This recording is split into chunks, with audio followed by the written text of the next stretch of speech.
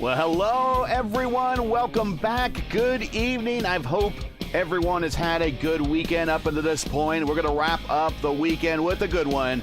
I am Gary Gatto, and welcome to P1's broadcasting coverage of Round 1 of Season 8 of the longest continuous running DW12 series on iRacing today. It is the Dark Horse Racing Series presented by The Joy of Driving, coming to you tonight from Kansas Speedway for the Joy of Driving 225. Currently, qualifications are underway. Track temp is not really going to be an issue tonight. 78 degrees, ambient 76. Qualifications with about another minute and 40 seconds left before we get a final lineup before we go racing. As always, he joined me for Season 7. He joined me in the booth for the Summer Series in summer of 2024 when they had the 4 500-milers. He is a winner in these cars of the Lionheart level and the most elite level there at the most elite race, actually, at the Indianapolis 500 in the Lionheart Series. It is the catalyst Andrew Wood, who is actually going to be starting at least from the Fast 12 in the Elite Racing League this Thursday for the Indy 500. But before we get there, we have a lot to get to before we get there. We got a race tonight, my friend. Welcome back. Good to have you here. Take it over. Yeah, Gary, it's great to be back at the Dark Horse Series. We took quite a break from this series from what was it? I believe around late 2024 that the series ended, and they were going to start getting it going early on, and then they decided to push it off a little bit. But it really does kind of fit with some of the other weekday leagues that have recently ended here, and some of the guys that race in that series.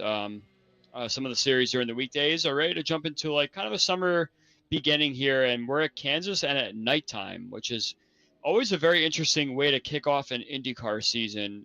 These cars under the lights are like none other. I always say nighttime is the right time for IndyCar racing, and currently about 7 seconds left in qualifying as drivers are getting their final laps, and I think Julian sneaks one in there right at the very end, and we now have a final lineup here to go racing. Actually, 29 cars we expect to see in the lineup tonight, so a pretty good start to the season for the Dark Horse Racing Series. Let's get in here and take a look at tonight's starting lineup momentarily. 29 cars at the season opener here is definitely very, very fun to see. We're kind of very competitive race tonight, and I think this is one of those races where kind of the slate is clean, and people are going to try and see what they have and kind of measure their competition accordingly. So it should be a fun one. Yeah, I like how you said the slate is clean. It's like hope springs eternal at the first race of the season. Everyone thinks they have a shot, and you know what? Fair enough. I mean, they do. Everyone is at 0 points. Yeah, but now we've put down some times, and now people have kind of showed their hands a little bit and see who has a better shot at this season. Let's get into the starting lineup here for the Joy of Driving 225 from Kansas Speedway.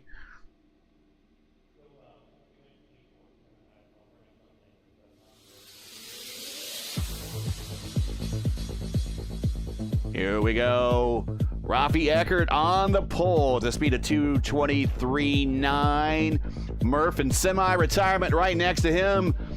Starting on the front road in the IAR car, 223.7. Peterson and Forsyth, two of the admins here in this league, getting a good start. Actually, Peterson, Forsyth, and Teed are third, fourth, and fifth. 223.7, 223.5, 223.5. And Schaus, our defending series champion. We'll be watching him. We you know, it's happened so long ago. It's like everyone, who was the defending series champion? Well, it's this guy. And also, don't forget, Forsyth won the Summer Series. So these are both kind of defending series champions. Then we go back to row 4. We got Edson Santos and my man Luis Gonzalez Nunez lining up 8th. And then back on row 5, it is Donahue and the Watchman Cone making his appearance as also chief sponsor of the race and series. Moving on back, we got Povolones, Rogers in row 6, Altena, Wilson in row 7, Hobson and Dinsdale in row 8. Averett and Lovern in row 9. Vitor and Greenlee in row 10.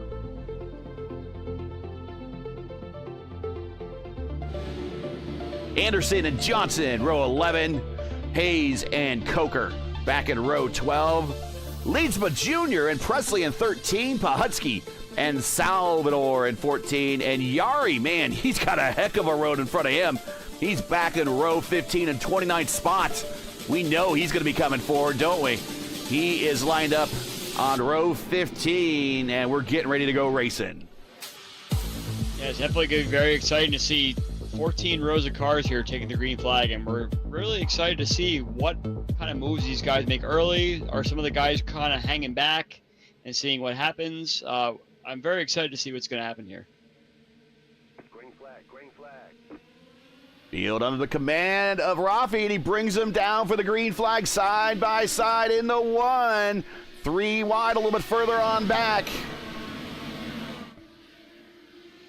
One needs to get... Oh, caution already. And we got a big one going in the 1. We have a car flipping around in the back here. I seem to believe that there's a lot of dirty air happening from a lot of guys in the front of the field, so that might have had something to do with it. A couple guys getting a little eager towards the back, and unfortunately we see our first incident of the night here. Yeah, right off the bat. Let's go back and take a look here. I think Lewis Hayes was definitely involved in it, unfortunately. He's one of our Monday night competitors in the ISRA, giving the DW12 a shot here. And that's where we got it. Saw everybody about 3 wide, a little bit further on back. Let's see what happens. Where does this all come to a head?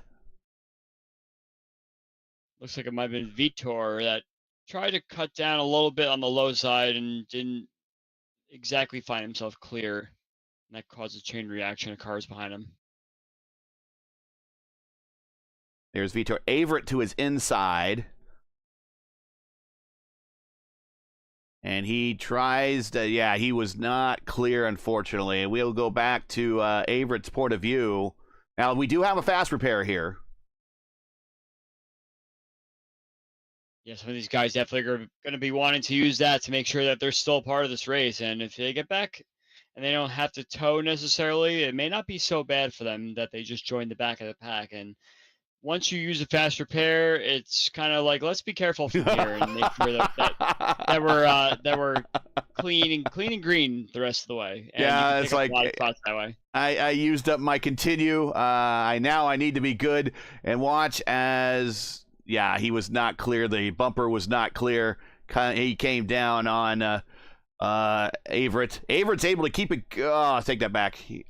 But he might be able to make it back to the pits. I don't know if he had to tow or not. But okay, rough start to the race for a number of drivers, and I don't know if they knew they had a fast repair. I'm still seeing a number of drivers on pit road.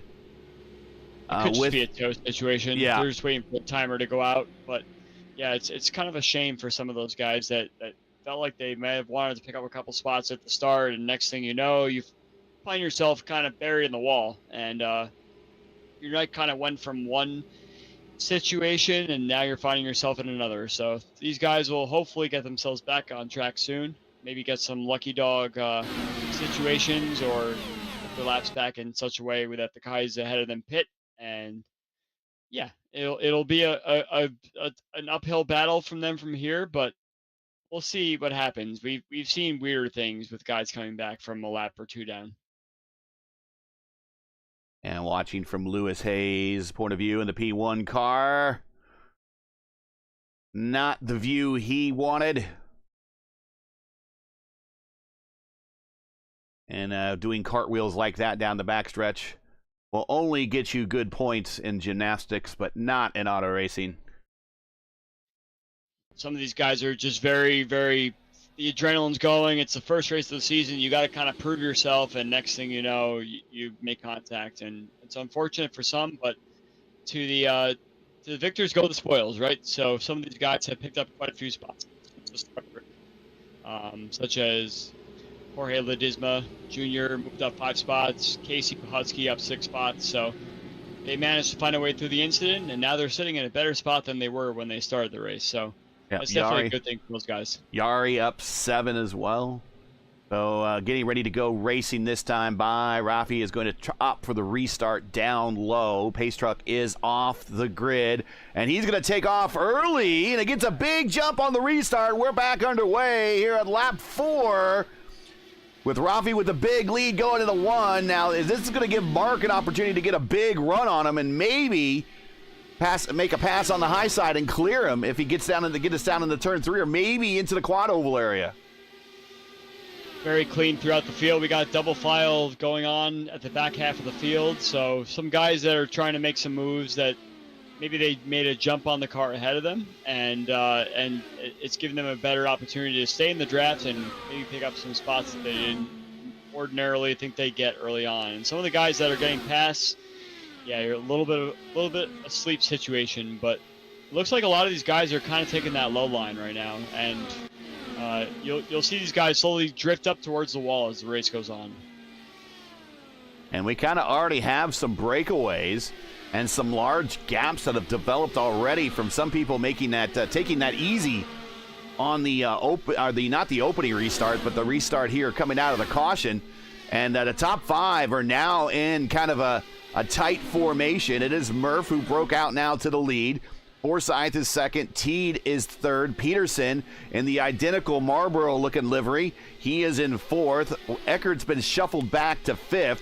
Then we're going to slide on back by about a second and a half to LGN and Edson Santos. And this whole group back here with Schaus and Cohn and Donahue, they're going to all have to work together to round out and make up that second and a half difference, because in these cars, unlike the IR18s, Andrew, these cars, that draft envelope doesn't exceed that far back in the DW12s as they do in the IR18s. So they're going to have to work to get back in the draft range. It actually looks like they're kind of starting to settle into a single file formation where they can work together and kind of pull that whole entire group that's with them back up towards the front. And you need to establish a leader and a follower. And it looks like that second group has actually done that, because they are going to start closing in on that front group a little bit. They're running about 24-9, 24-8 in that group there, and the guys that are in that front pack are running 24-9. So they're already getting themselves into a nice situation where they're going to work together to pull that whole entire bottom part of the top 10 group up to the front group.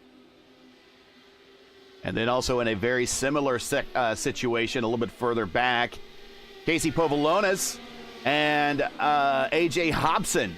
They are kind of a 1-2 duo in a group on their own. They need to work together.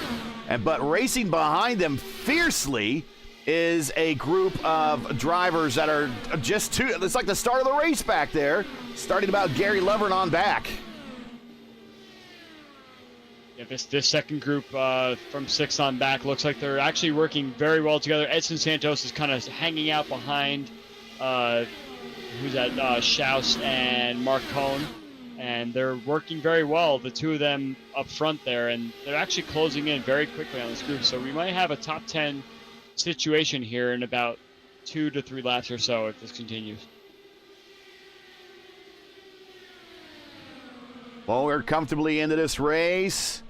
Thanks for joining us, everybody. The rule set for today, this is a fixed setup late race. The setup provided by the league, 80% fuel, unlimited tires, 1 fast repair. Pit road speed limit is 45 miles per hour. We're doing 150 laps tonight. If you enjoy our coverage of the Dark Horse Racing Series presented by The Joy of Driving and you respect the stream, please do us a solid. Make sure you support us by subscribing. And while you're at it, don't forget to smash like and click the bell so you don't miss out on future P1 iRacing broadcasts. And we have a packed week, including the fixed Indy 500 this Sunday. Top split. Don't miss it. Be right here, 9 p.m. Eastern Time this Friday. Meanwhile, back up front, it is Mark Murphy. Go ahead. Now, I was going to say that group has now officially caught that front pack. So now we have about 7 cars in the lead pack, and 8, 9, and 10 are right there. I see someone broken on the back straightaway there. They just towed, it looks like. So unfortunate for oh, that's one driver there. Brubacher and Julian Altena. Something happened there. maybe we'll take a look at that. Yeah, let's go back and see what happened. Brubacher to the inside of Altena. And, Brubacher blinks. I don't think Brubacher did anything. I think Julian might have been helped a little bit. Get another camera angle here. Yeah, I think Julian might have been run over by the car behind. It's very tough to tell exactly what happened there, just because I'm sure all the cars around were focused on the blinking Yari there. And next thing you know, Julian gets turned and Yari blinks back into the server and does a bit of a jump over the car there. So unfortunate for Yari and Julian there. Here we go, and there you see, that is contact, and he moves Julian out of the way, and he goes right in the relating, and the relation to the blinking had absolutely nothing to do with the incident on hand. It was he kind of reformed, and he reformed at the wrong time, really. Julian's back underway, but he is now 4 laps down. It looks like Yari actually got back on track as well, so he's back on track. But I'm watching that second pack, the now bigger second pack that Casey and Gary were starting here. Casey seems to be hugging that bottom line quite well and not really giving a swap draft opportunity to the cars behind. It looks like he wants to be the leader of the pack. He doesn't want anybody back. So 11th on back is a huge pack right now, from 11th all the way back to about 19th or so. He clips the apron. He goes up into Coker, and I think might have got AJ Hobson. Leedsman's a bit of a weapon tonight. He's already punted Julian, and he's clipped the apron now and has made contact with another 2 more cars. It seems that a lot of those cars actually got through that. There was a lot of wiggling and squirming trying to make their way through, but only very minor wall contact from a couple of cars there. So, that group's now split up a little bit. Casey is still trying to lead that pack, but they're not going to make any ground if Casey just holds the bottom like that and doesn't allow any sort of swap drafting. So, cars sliding off the corner. Ooh, that's Brian Greenlee.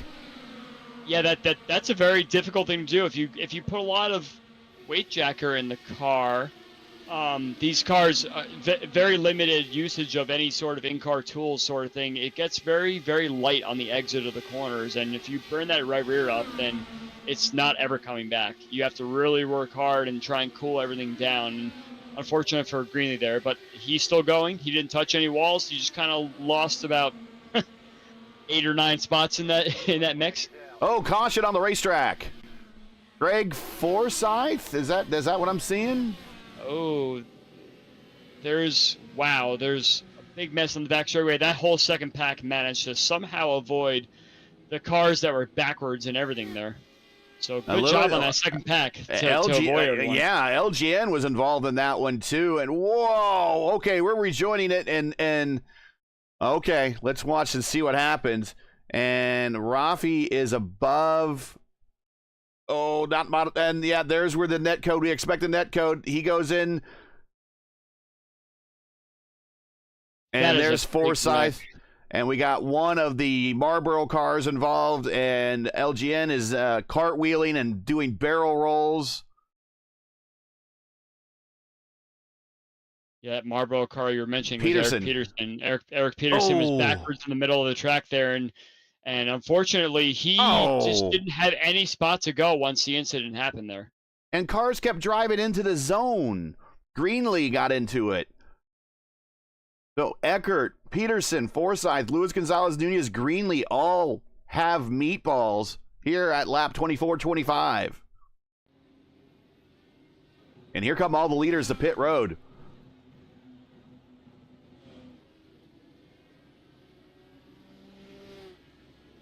You know, Gary, we had 29 cars that started this race, and unfortunately, half of them have been involved in some sort of incident already. So, not really the night that a lot of these guys were hoping for. And it's unfortunate because that first pack really was trying to get away, and they knew that second pack was not going to catch them. So, they were really kind of tripping over each other, trying to find a way to get to the front of it. But when you're sitting in that pack and you know that you have the opportunity to just sit there, it's best to just kind of hold hold the field and just sit where you are, and maybe you can find some cleaner air later once a green flag pit stop situation happens. So very unfortunate. There was a little bit of a netcode there situation, but yeah, it's unfortunate that these guys kind of were tripping over each other a little bit in that front pack. Yeah, I agree, especially early in a 150 lap race. It just need to show some patience, get in line, and minimize any damage early in the race so you can be there for the end of the race. And as they say, the finish first you must finish. And racing for positions and at lap 25, even though it seems like you're maybe halfway through the first stint or something like that, maybe less than maybe a little bit more than halfway through the first stint because they're 80% fuel tanks. Still, I mean, you still have a long way to go as a number of cars are getting the wave around behind the pace car, including we got Julian there. Brubacher is coming on around as well. Vitor. Good opportunity for these guys that all were a lap or so down. Now they get their lap back, or one of the 2 laps down that they were experiencing there. So now they just got to do it one more time, and then they're right back into it again. And it's good to see that Mark Murphy has managed to skate through, as well as Eric Schaus, Charles Seed, Edson Santos. These guys managed to avoid that incident, and they're running the field right now. And as long as they're able to get the best restart possible, they can do the same thing again. Getting ready to go green. The Dark Horse Racing Series is presented by The Joy of Driving. Follow Mark Cohn's Sim Racing Adventures, full of sharp driving and sharp wit. Subscribe on YouTube or follow on Facebook. Links are in the description. I want to thank him for sponsoring the series and a number of races this season. Getting ready to go green right now. Murph, Schaus, Steed, Santos, and Gary Lovern making another strong appearance from his California 500 appearance in the Velocity Online Racing Series on Saturday. He had a top 5 finish there. He is loving these drafting tracks, and he's currently in 5th. Cohn in 6th. Povolonis in 7th. Donahue 8th. Hobson, after that contact, is now 9th. And Jacob Wilson in 10th.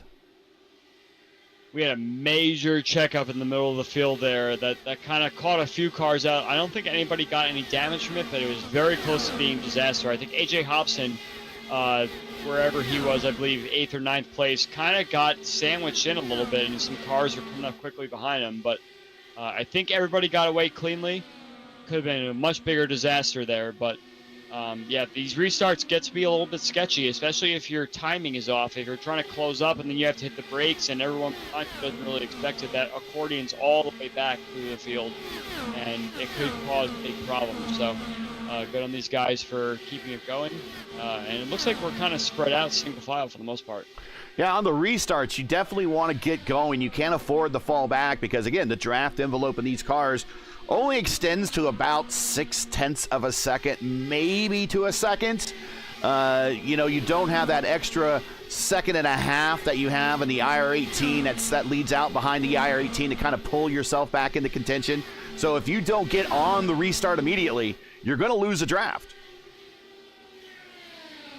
I'm unfortunate for a situation for Mark Cohn. I think he was the first car that got a little held up in that checkup, and that allowed this group to break away the top 4, as you see up there. And the next 5 or 6 cars all kind of were trying to maintain their position, but once all the cars ahead of them started going and they were still trying to get their momentum going, it just didn't happen very well. So I think Gary is trying his best to lead that second group up to the front pack there, but I think a little more swap drafting needs to happen here. Otherwise, we're going to be tripping over each other a little bit.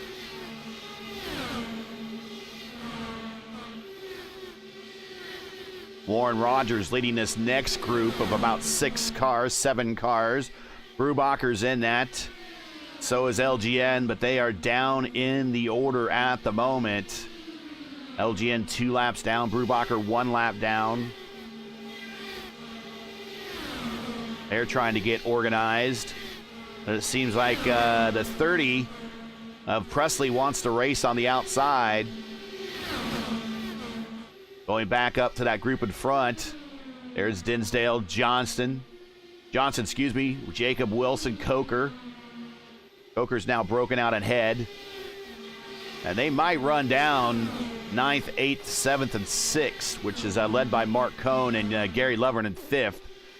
I suspect Cohn is just going to try to either race with Gary to the front. I think Gary could work with him. Or Cohn is a bit of a professor of time. He's got a lot of patience on his hands. He is the watchman. So he might just say, you know what, I'm gonna ride it out here. I actually think Cohn is very upset with Gary right now because Gary's just kind of running that bottom line, and it was becoming very difficult to catch the front pack. But now they caught the front pack. I think you saw Mark with his behavior on the track was, I need to get ahead, and I need to find a way to swap drafts. But it looks like Gary's kind of got the dirty air now, and Mark has a run on the outside. So if Mark can keep the momentum going on the outside, I think he might pick up a few spots, as you see he's doing right now. Yeah, he's got a run on the high side. We got contact, and that is one of the leaner energy cars, and Gary Lovern. Johnson's in this as well. We got Greenlee in this. Yeah, I think the inside line got very checked up there, and Gary just kind of planted himself on the bottom line there. So I'm not really sure why he just kind of drove directly through the back of that group, and especially if they were trying to work to catch that group, they caught them, but there was no way that they could work together if you just kind of drive full speed still. And I think that's just what Gary was thinking, that he had the full speed going on the bottom line there, and it kind of closed up faster than he thought. We'll see here as he now is on that low line. He has Rafi right in front of him. Oh, and it happens right behind the overlay, so we'll get another angle here. Donahue into it as well. Yeah, Donahue and Povolonis are both collected there. So I think it'll be an early night for those guys as well. Again, watching the replay. Yeah, kind of collecting more cars towards the back as well. Timothy Presley was involved. It looks like one car bounced down off the wall, and then that kind of collected that third group there. Oh, okay. So I'm not going to say it was the cause of the wreck, but right before we get to the apex of the corner, and let's go back a little bit further and watch from Rafi's point of view. Rafi. Where is he at? There he is. Okay, we're going to go back a little bit further. And we might have a replay. That's not, we don't want Rafi. Who is up at the front there? Is that Edson? There it is. Yep. Let's go back a little bit further. Watch what happens as he gets to the corner, and wham, the door gets shut on him. And then all of a sudden, he might have lifted a little bit because Murph came down and just filled the hole, kind of. And then he might have checked up, and that's kind of where maybe Gary got into the back of him. Watch again here as we're getting ready to go back to race. Yeah, that's probably what happened. A little bit of a lift, I'm willing to bet. Okay, so a lot has happened on the racetrack. We're going to bring you back up to speed. Casey Pahutsky and Dinsdale have decided to stay out. They are 14 and 13 laps, respectively, into their stint. Although I think Dinsdale is on pit road. He decided to answer the call. But Pahutsky is going to lead us back to green next time by. Then it is Schaus, as he is second on the racetrack, but he is like fifth in line. And a number of these drivers immediately behind Pahutsky. We're kind of hoping Pahutsky would come to pit road and they would get the wave around. But right now, he kind of strands them. I think a couple people would have joined the tail end of the lead lap if he would have pitted. But he stays out for track position. Might not be a bad idea. We have not seen the power of new tires yet. Although, Andrew, we could say with a great deal of certainty by watching other DW12 leagues that new tires in these cars means an awful lot. So we will see how long Casey could take on the rest of this field with 14-lap-old tires with everyone behind him coming to pit road at lap 38. Very interesting strategies going on right now. We're only 39 laps into this race, so a lot of different pit for new tire new tire strategies happening, and I think no one really knows what the best strategy is right now with all these yellows that continue to happen every 10 laps or so. But I think people will eventually figure out who they can work with and what the best situation is to have the best tire life possible towards the end of the race here. No, it is pretty interesting. If you look at behind Pahutsky in second, third, fourth, and fifth, and sixth are really, they are series regulars historically from the Dark Horse Series. Schaus, defending series champion. Murph, who's won a number of races. Teed, one of the admins here. AJ Hobson, a longtime competitor here. Mark Cohn back in seventh, has multiple wins at the Dark Horse level. So you kind of see the guys that are used to the DW12 kind of coming to the top of the order now.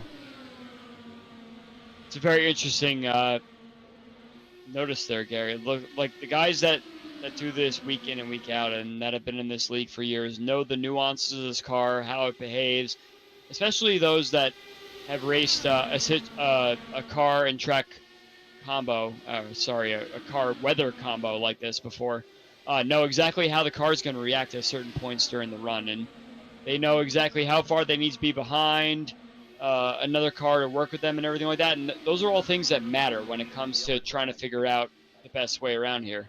Another caution on the racetrack.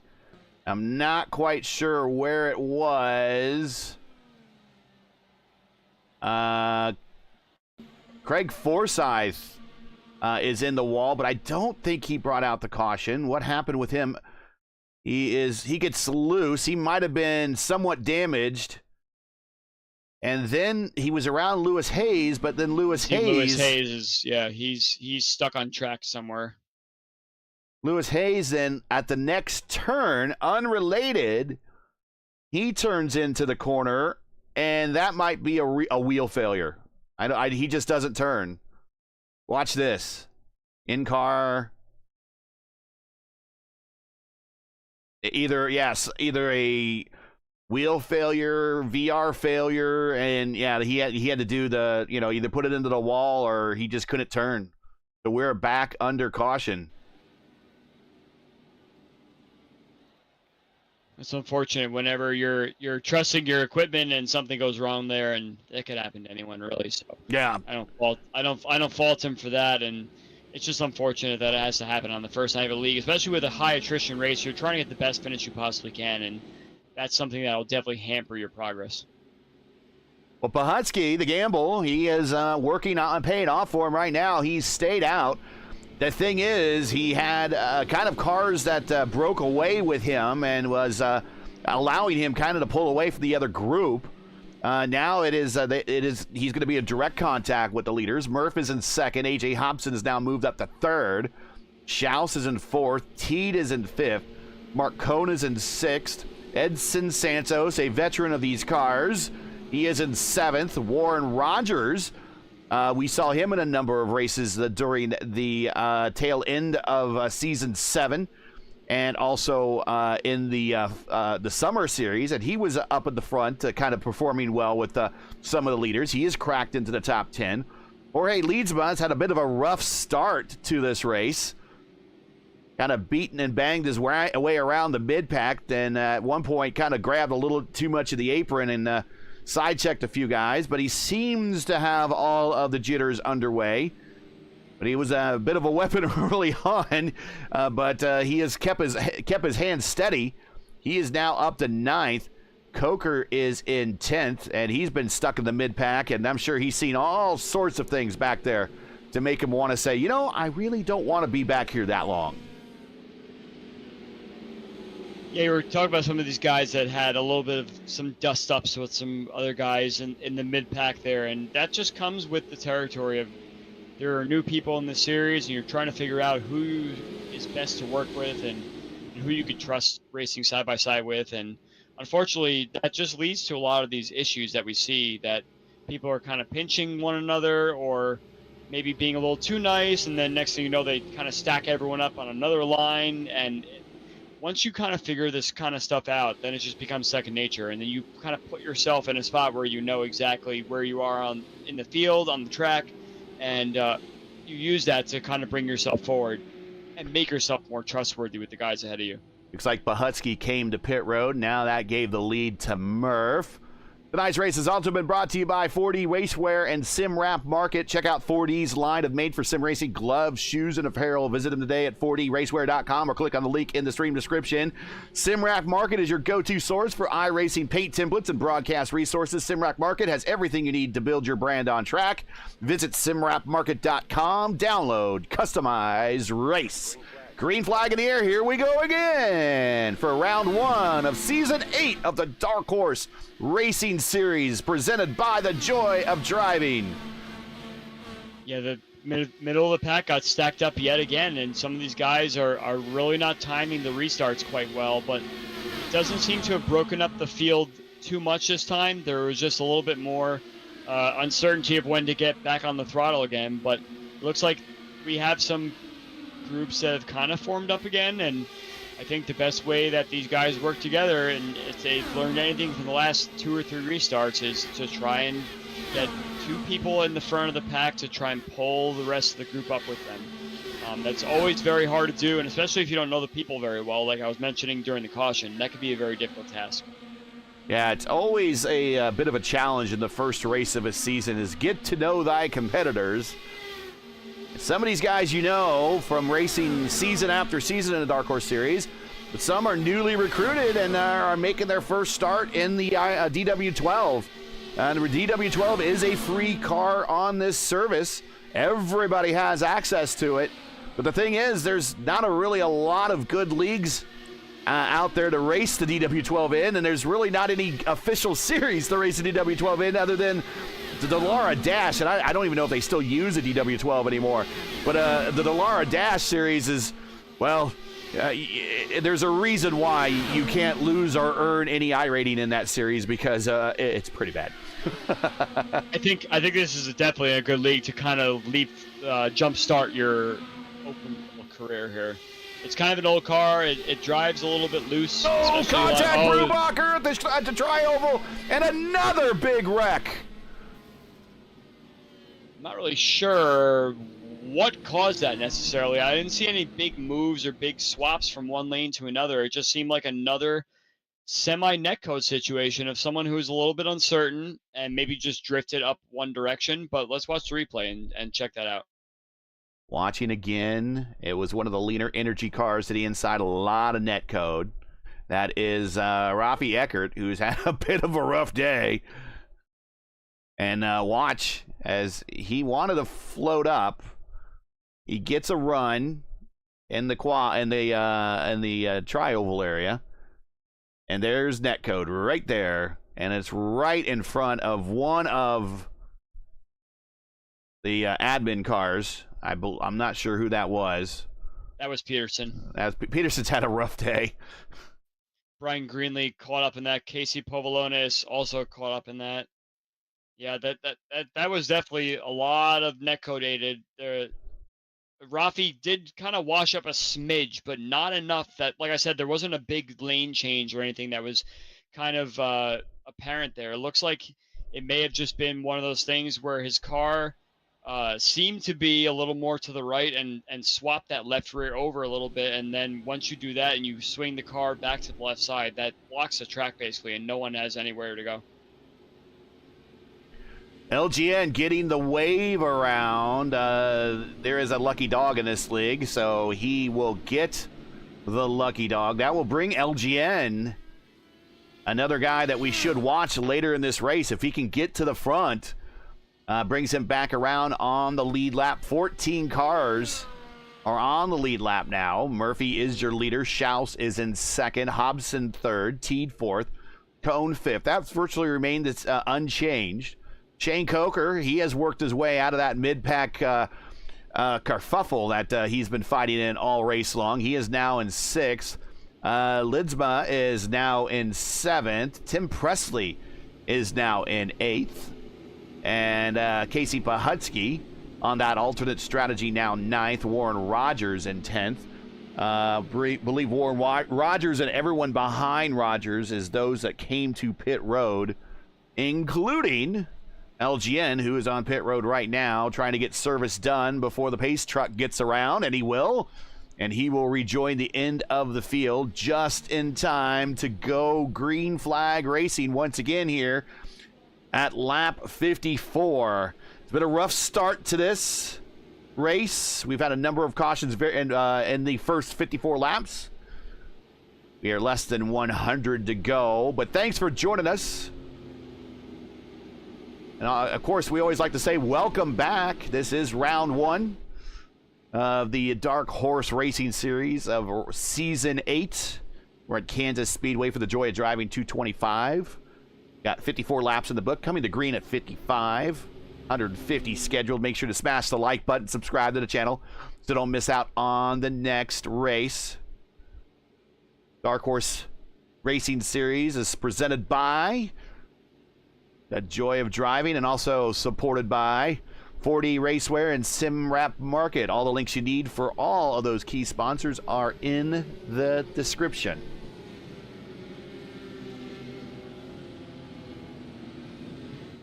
Looks like we have 14 cars on the lead lap is what it looks like right now. We're coming back to green here, and let's keep an eye on the middle of the pack here because they really do seem to have difficulty with the stack ups, and I'm hoping that once these yellow flag periods end and you get it going, people start to really understand what's happening here. This is probably the best one yet, actually. It looks like we have who's this going very Luis Gonzalez actually kind of did a high-low situation there, and he picked up a few spots. That was probably the only drama I really saw in the mid-pack compared to the last few restarts. But Luis takes all that speed, and he's going to try and join a group that's going to take him back towards the front again. And like I mentioned before, you see these groups of 3, 4. The front group is a 4, the next group is a 3, and then you see a 3 here. So all these guys need to find ways to do a swap draft situation. Find the car that's better to lead out front, and then find a dancing partner to bring you up front with a pass into turn 1 and turn 3, and that's how you get yourself back up here again. And you kind of have to humble yourself a little bit because you want to go as fast as you humanly can, but you also have to realize that there's other people on the track that can help you get there. And up front, the top 5 are dicing it pretty hard right now. Murph, he is kind of riding the IRL line at the moment. He is staying low down the backstretch. Schaus trying to get a run on the high side. Cone, who is, I believe, working with Murphy in comms together, is going to follow Murphy, stay right on his 6, and kind of follow him right up through. Teed also in line. He's going to bring Hobson with him. That's going to shuffle out Schaus, who's going to go to the back a little bit, but I think he'll just slam back in the line.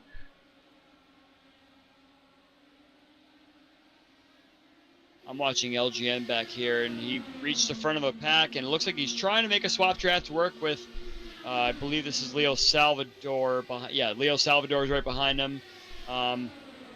Looks like there's some miscommunication going on, and you have to be very, very smooth when you do swap drafts like these, and if there's any hesitation at all, that costs 2-3 tenths.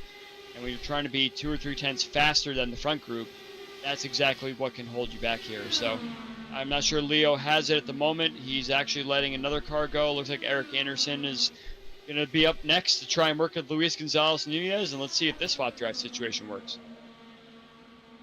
And that is Eric Anderson and the STP 43.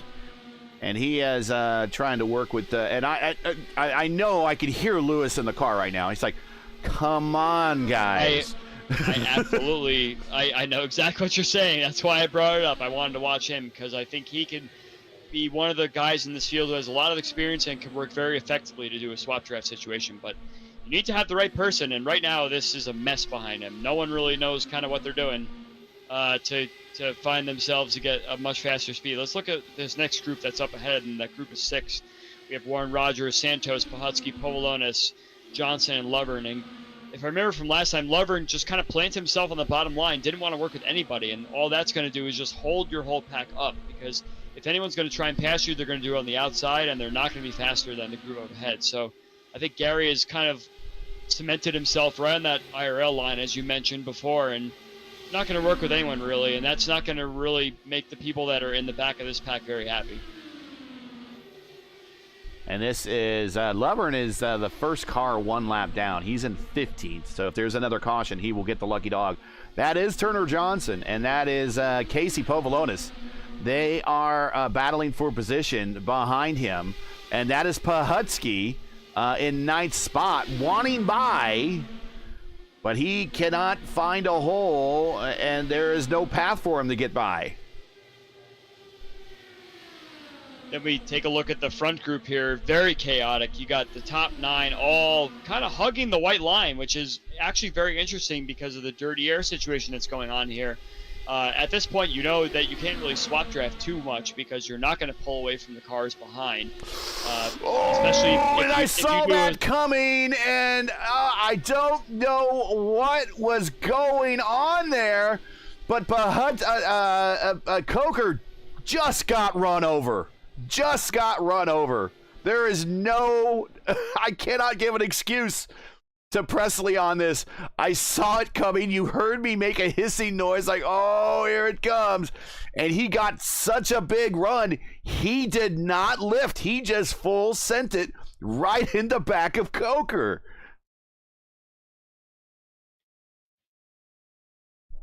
Yeah, I'm not sure what to say, Gary. This is the first race of the season, so I'm giving these guys a lot of leeway, especially if they're trying to learn how to operate in situations where they're being carried by guys ahead of them, and they may not quite understand exactly how powerful the draft envelope is. You kind of have to have some patience and some moderation and modulation with your right foot, and situations like that happen. It's not like anything was done on purpose or anything like that, but you have to realize exactly what your car is doing at the exit of corners and how exactly you could place your car so that the momentum continues and you don't necessarily lift and lose all of it, and trying to make sure that you're watching out for your fellow competitors ahead of you, especially ones that are going to bring you towards the front of the pack.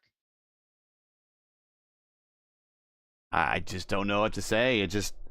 He just wham right there, right in the back. It's just like, just crack the throttle a little bit because, I mean, yeah, you don't want to crack it too much because there's always danger of losing the draft. But I mean, just enough here. You don't even have to touch the brake. These cars produce so much downforce. It's basically like hitting an air brake when you lift. Wow. Okay. Well, we are back under. Well, we're not under caution. They just kind of moved out of the way because they went to the infield. But we're now lap 69, coming to 70. It is Murph, Schaus, Hobson, Teed, Cone, all in that lead pack. Again, guys all very well experienced in this series. They are up there, and then might as well be 3 laps behind, but he's 3 seconds behind.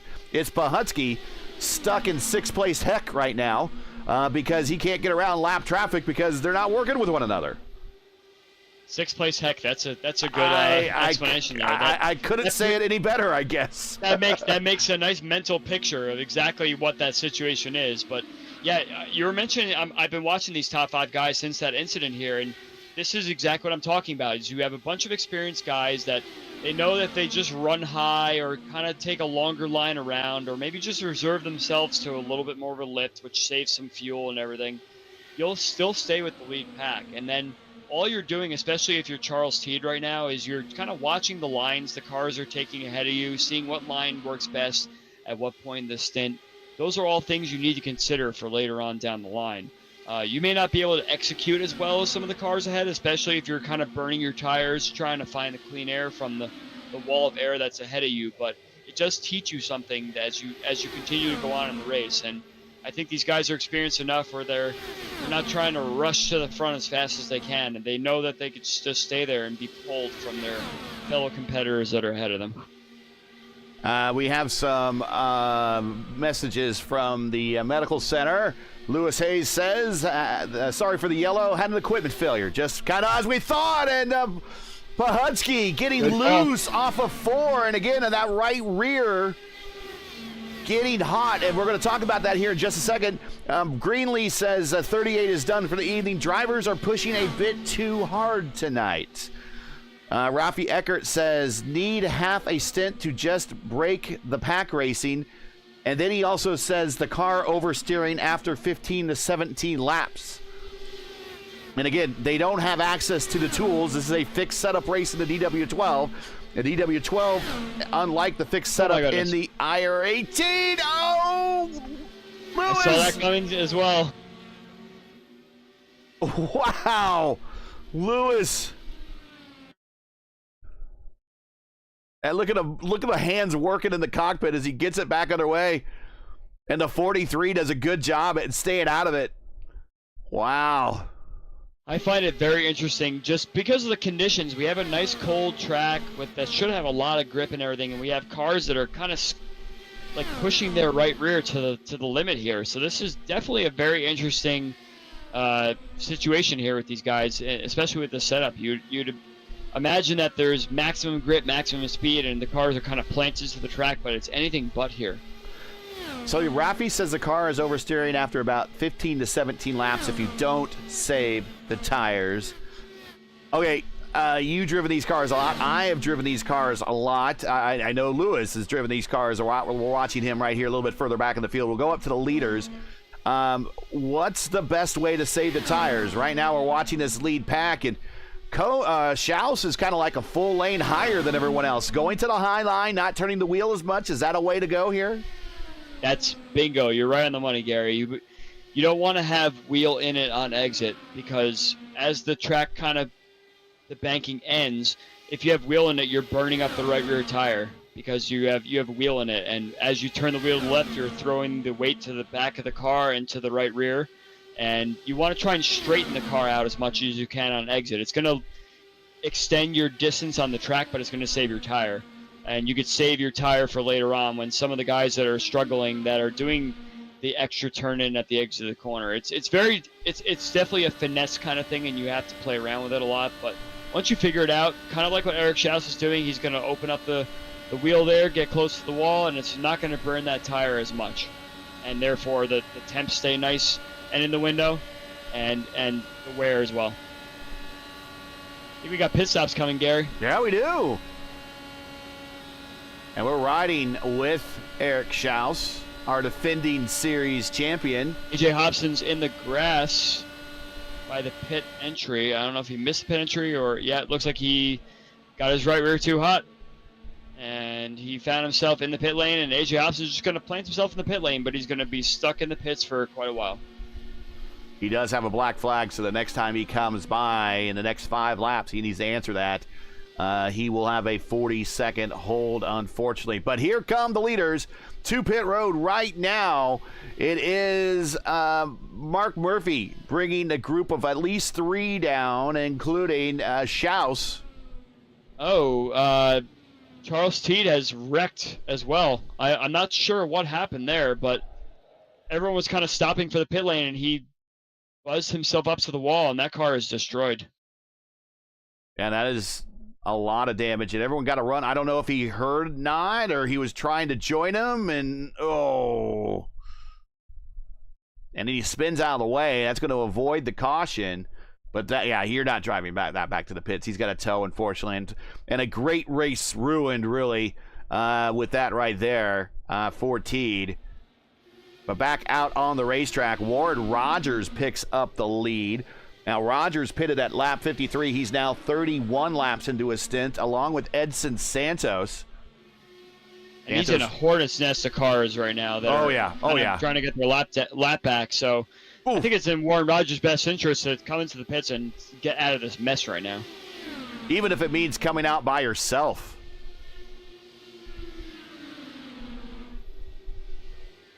If you're running the high line like that and trying your best to make any sort of advantage, you're going to lose time, especially if the cars ahead of you make a wall, and they're the ones that are a lap down, thus a little bit slower than you, so you're just going to continue to lose time if you stay out and try and race these guys. Now, Murph, Schaus, and Cohn did 44 laps on that stint. And Gary Lover, a little net code inside. He goes to the grass in the infield, and he's going to slide into the inside wall, and he's done. He's going to be a tow for Gary Lovern. Also a very strange incident. I think it was just kind of it was almost like Gary bounced off of a wall, which was Warren Rogers, our leader right now, and just kind of took off into the grass. And that also, it could be a right rear situation too. If you kind of bounce off and you try and jiggle the wheel a little bit and that right rear takes off on you, it heats up a lot. That sends you right through the grass. And once you kind of spin through the grass, it's very hard to save it without kind of continuing to burn up those tires. You know, one of the things that we talked on the Friday broadcast of the Velocity Online Racing Iconic Series Greenlee getting loose off of 4. They had their, that wasn't Greenlee, excuse me, that was Povolonis. He caught it. The Velocity Online Racing Iconic Series had their series finale on Friday, and I was working with Jesper Orman in the booth. And one of the things he said about this tire model on this car is that once it goes loose like that, Povolonis, it goes loose, and it is hard to grab it back. Oh, Luis Gonzalez Nunez. What happened to Luis?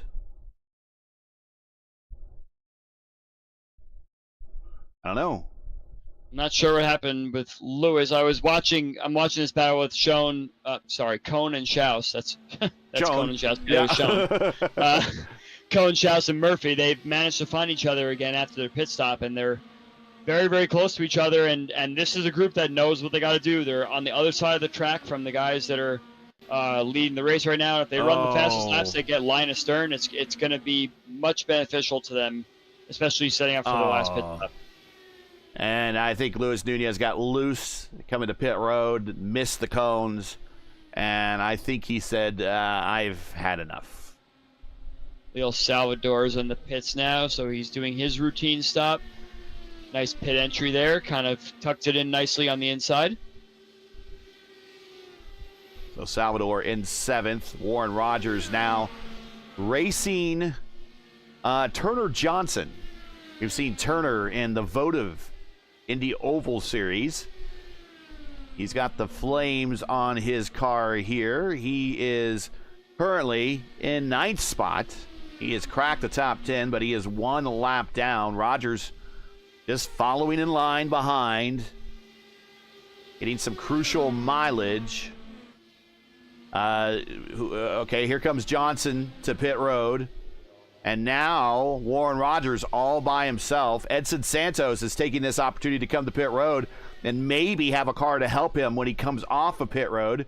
Jacob Wilson coming to pit road scheduled stop. This is going to turn pretty much the top 3 over to Murph, Schaus, and Cone when Warren Rogers comes to pit road. But Rogers is taking all the TV time he wants. Rogers is praying a caution comes out right now, and it's probably a good way to hedge your bet, especially we've seen all these cautions happen so far. One can happen at any moment. So if Rogers gets a caution right before he pits, hopefully he doesn't run out of fuel if he's getting very low on fuel. But that would be very, very beneficial. Rogers coming to pit road right now. He's slowing right now. Yeah. So unfortunate it didn't work out for him. That's not a great pit entry from him. Very, very slow compared to what the leaders were doing. Yeah, but that's very conservative. Yeah, conservative and safe right there. And that's everyone else might have an issue, or we saw people have issues. It's a silver lining based on some of the behavior we saw earlier in this race. So I like a nice conservative entry. So good job, Warren Rogers. You live to see another stint. So. Well, he still needs to come off of pit road on a very slippery access road. Very slippery apron. Rogers' service is complete. Back underway again. Easily passed by the leaders as they're coming around. Take that spot back. So Warren Rogers went 42. And going to have to look at the math here. We're at lap 95. He came in actually at 95, so 42 is not going to get him home. Just shy, 137. So he's going to have to make a stop and a dash for gas at the end.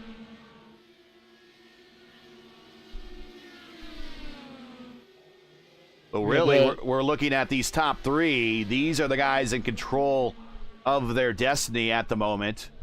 They are They all pitted at 82, and they went 44 laps on their last stint. So if we do 82 plus 44, that gets us to 126. They're going to be about 25 short, and they will come in for their last stop then. I think we're going to see one more caution. Oh, okay. Oh, you said it. We're looking on DraftKings right now. If I call a caution at the exact moment, I had guessed. You were doing the math there. I figured we were going to see one more caution before the end of the race, but I thought it was going to happen more around the 105 or so. Warren Rogers, who just made a pit stop and came off of leading a handful of laps. And let's see what happens. He is with Povolonis and Leo Salvador. And what happens here? Oh, Salvador gets a little loose and just starts to float down in front of Warren and takes him out. That is very unfortunate for Warren, who was trying to do some other terminal alternate strategy. We were commending him on his conservative pit entry, and then he just manages to get collected in an incident, and that's very unfortunate for him. And Pahutsky would roll through it. Looked like he picked up damage, but iRacing forgave him, and he is back at least rolling with all wheels in the right direction. I'm sure he'll want to come to pit road. It does look like his ad blocker on his left front might have some damage, so he might want to go ahead and get that fast repair, take a look at it. I mean, he's in the last 50 laps of the race, so use that fast repair now if you have it. But Murph is staying out, and they're going to stay out anyways because they all have to come to pit road one more time, and I don't think pitting here will get them home. It's silly to pit now if you're in the front. It's very smart for some of the guys in the back to do it, because if you wait about 20 to 25 laps or so and you get another caution, I would stay out. Schaus did come to pit road. He opted. But Santos, there's the savvy veteran that does a number of these races and sneaks in for a win there at the end by using some strategy. And he is now up to third. He's up 4 spots, but he's been to the back, to the front, to the front, to the back. He's not used his fast repair. In fact, Murph has not, Cone has not, Santos not, Schaus has not, Pahutsky has not, Hobson has not. The first car in the top 10 to use their fast repair is Jacob Wilson. There he is in 7th spot. He is the last car on the lead lap. And Julian might catch a break here if we get another caution. If he could stay the first car on the lead lap, he might enter the lead lap as well, and we should pay attention to him because he knows how to drive these cars very well. He's was the defending champion of the Iconic Series in the Vord DW12 car previous season ago. Missed out on backing up his championship by just a handful of points at the final race of the season on Friday. Finished second in the follow-up season. So he knows how to handle these cars very well. So if you get him in a position where he can move forward for the win, we might want to consider him a favorite. But until he gets back on that lead lap, he's, well, actually, you know what? He's the only car 1 lap down. So all he really needs to do is, I guess, keep it on as the only car 1 lap down.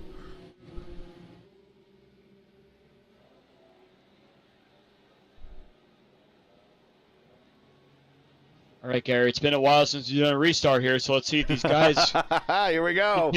Continue to know how to restart, and I'm going to watch this mid-pack here. We have some guys that are some laps down, I'm sure, want to be a little bit nice and move down, so that may cause some confusion.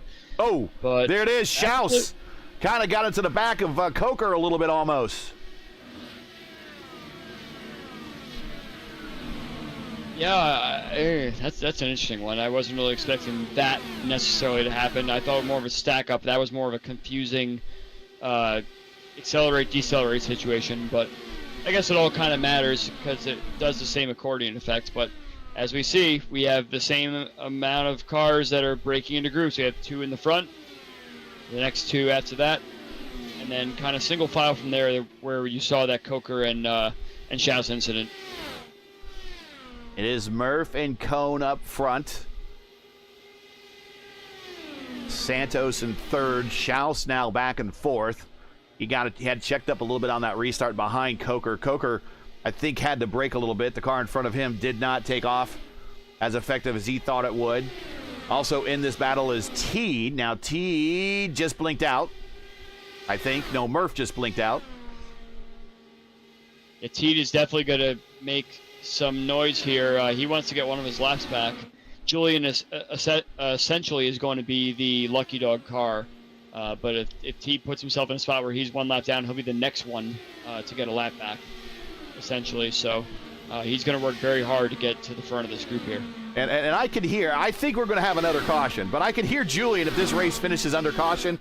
Of all the cautions, and the one that I need to get back on the lead lap, it never happens. I can hear him talking about it now. You just never know, especially the first race of a series with a lot of new names, like we were mentioning. You never know what can happen.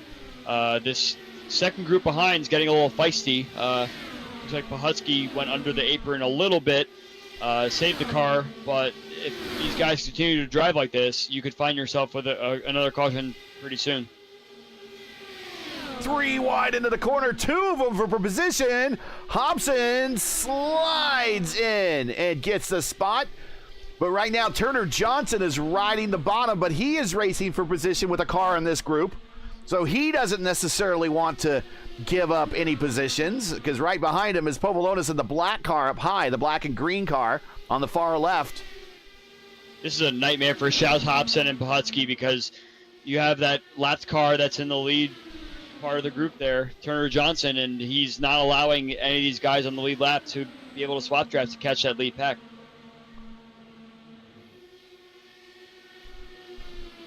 Again, we can't hear the radio chatter. We don't know if they're out there saying, hey, man, work with me. We got to catch that lead group. No one's going anywhere if they're just going to race with a car that's in 10th spot, 2 laps down. Hobson's doing everything he can to try and get that advantage, but it's getting very, very messy back here, and these guys are getting very, very close to one another, so let's hope that everyone behaves. And yeah, you got to get Turner Johnson to accept the fact that he's a lap down and he needs to work on the car. You have a car going below the apron. Oh, Shao says, you know what? I'm going to force the issue, and he goes to the front of the little white line down the backstretch. I'm sure that didn't make Turner happy, but Shou's is like, come on, man. I got to go. I'm not sure that was an allowable pass there, so I'm wondering if that's a spot that's going to have to be given back there. AJ Hobson's washing up the track a little bit.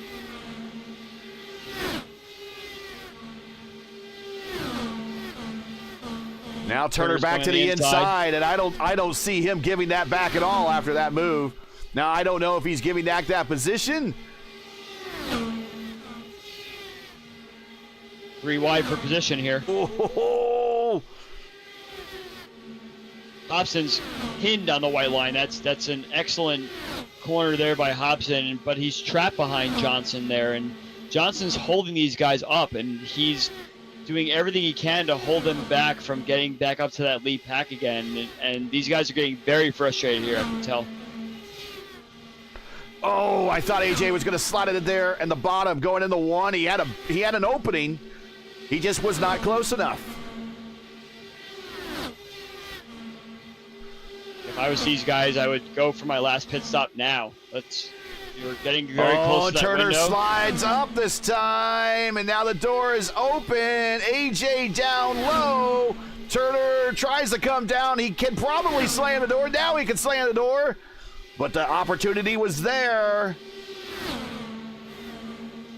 Meanwhile, back up front is still Murphy. Now Santos is second. Cone is in third. But they're kind of behaving in all things considered. I mean, these are guys up front, Murphy, Santos, and Cone, with hundreds and hundreds and hundreds of starts between the 3 of them. Many, many wins. We got league championships. Murphy is the Area 51 reigning champion. Cone has many wins here in the league. Edson Santos was on the VOR Iconic Series champion. Murphy was also a fixed series champion in the official racing here at iRacing. So a lot of wins, a lot of races in the open wheel cars.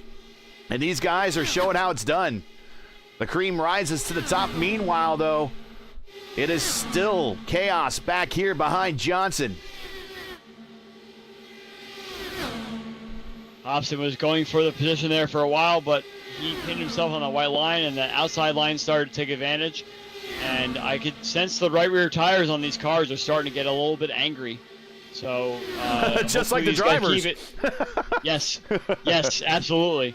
And they're kind of flanked 4 wide almost for a second there, and they can't seem to find a way around Turner. Here's Coker, and he's got the best seat in the house. Oh, he's going to force the issue, AJ! And look at Schaus. Schaus just realized it, and he goes, I'm down there. I'm down there. I'm down. And he's like, and he's forcing.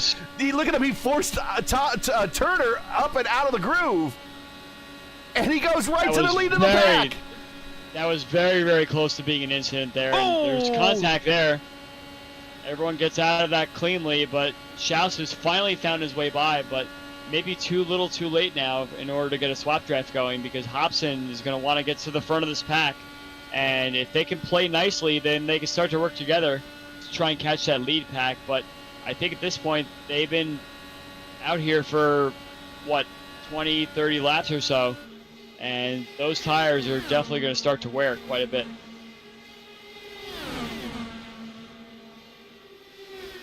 Now, Povolonis, he's been running the high line, so he has not been using his tires as much as everyone else, really, in that group. And he's kind of sticking with them. But I think Schaus and Hobson have decided that the enemy of my enemy is my friend, and they're going to try to work together. And they seem to start to get a little bit of fractions of a second away from members of that group. Catching Eric Peterson right now, so Schaus is going to have a little bit of a draft with Peterson right now, and I think Peterson's going to lift, go nice and high and let him go. So Peterson's going to join this pack now. This pack of angry fools that have worked very hard to try and get together and do a swap draft situation. And they are working very well together now. They're doing 24/7, 24/8, which is a great swap drafting time. So eventually, if they can continue this trend going, you see Turner is still there. So they're dragging the whole entire pack up to the front again. Now let's take a look at gaps. There might not be time here left in this race. They gained 2/10 that lap. I think we're going to see pit stops here, Gary. Looks like Cone and Murphy are going to pit this lap. All right, we got it, and they need to slow down. The cars get very light under braking, and that is, I'm not sure who that was that shot across them. That was Teed? Wow.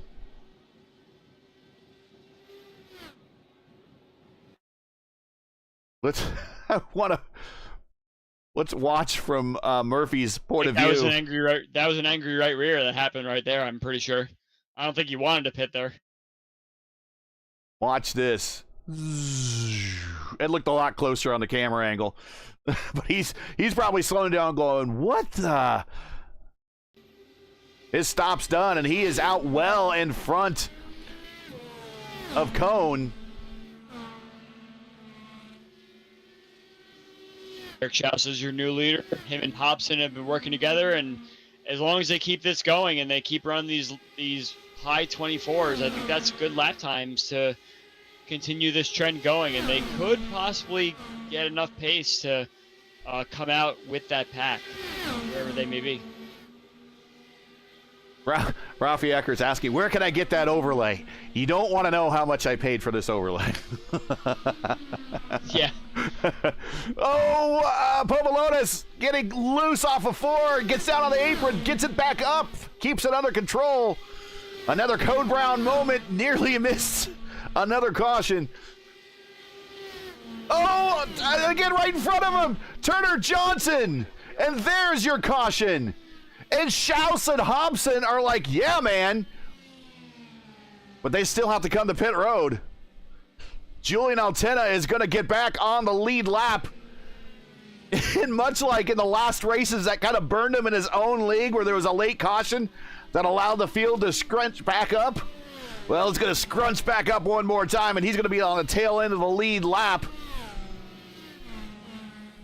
What great timing that was for Schaus and Hobson. And now Julian's going to get that lucky dog wave around. He's going to be able to pit, and he's going to find himself going for a podium here.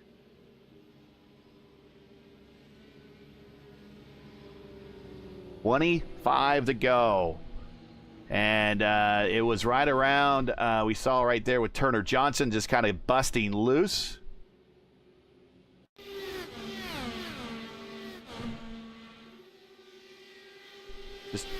This came on right around and boop, boop. Oh, Coker, not again, misses it. And then right in front of actually Julian there, and who else was in there? Forsyth. They all miss. Oh, he wanted to get turned around and tried to rejoin and almost got Cone. All right, so they're coming to pit road. Schaus and Hobson. Julian's going to hustle, and he's going to come to pit road, I would imagine.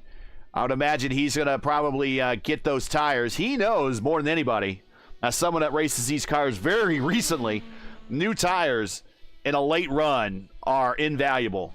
And they have unlimited tires here in this league, so he wants to throw on a new set and make a run at it. Murph and Cone, they're going to pick up the lead, I believe. Well, they were a lap down, so they'll just join the back of the lead pack. Yeah. They'll get the wave around. They'll get the wave around. You're right. And Schaus and Hobson will pick up, and they picked up the lead. They go to pit road with the lead, and they'll come off of pit road with the lead.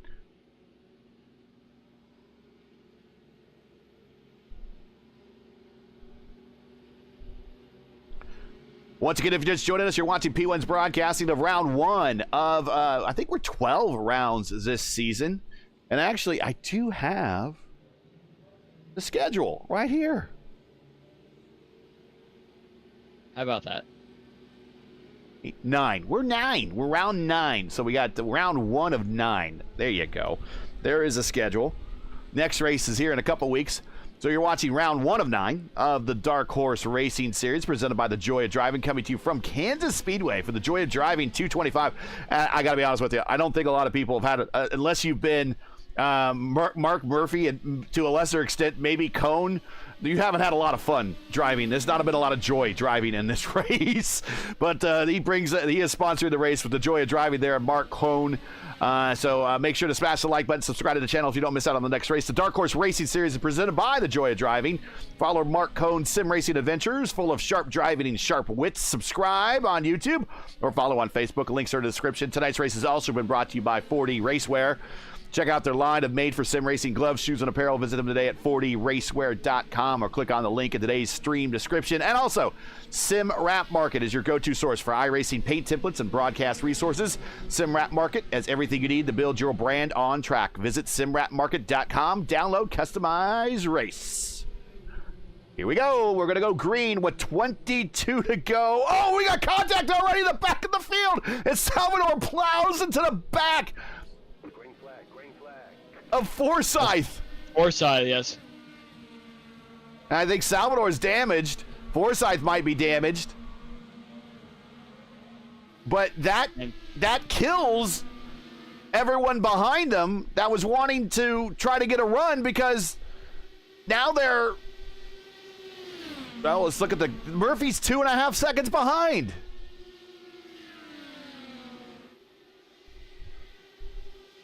I don't think Salvador got damaged there because he was able to drive around Forsyth's move there. But yeah, we have the leaders that have kind of broken away. Hobson and Schaus, they're going to continue their swap draft situation. You found a good pair that finally knows how to work together here, and if they keep this going, they're going to be unstoppable going towards the end of this race. It was kind of a necessity there in order to get by the lap traffic for them to work together, and now they're like, now it's now 20, coming to 20 to go, and they... Caution! Mark Cone! Cone is upside down on the pit exit. What happened here? Cone goes low. And does Warren just come down on him? Yep. I think they kind of met each other. Yep. It might have just been... I mean, might have been a racing deal. Oh. Like I said, there's not a lot of joy of driving out there tonight. Not so much joy. There's not a lot of joy happening in this race. This is our, I think, 8th caution, if I'm not mistaken. Well, you know what? I am awful. I left the schedule up. I am awful. Let's go back and let's watch that again. No. Let's go back and watch that again. I am awful.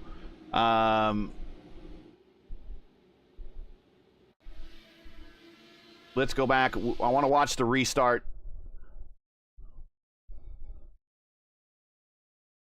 And you're going to watch Leo Salvador get in the back. And so now everyone's checking up behind.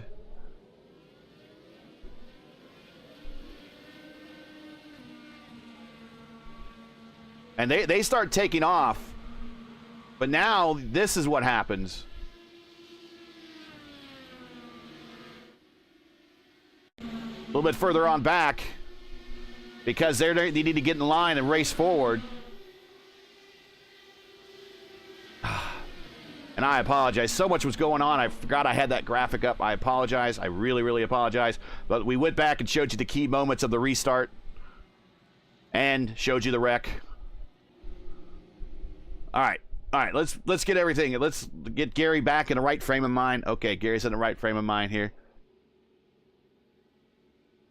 And so we got Schaus is the leader. Hobson is now second. There's still 2-lap cars. And I think Salvador looks damaged. That front nose, I could be wrong. But he's still out there. He's not, it looks like. I think it's scraped. It looks like it's not. It looks like it's not missing. in alignment there on the left front plane. I agree with you. I think there is a little bit of a scrape there.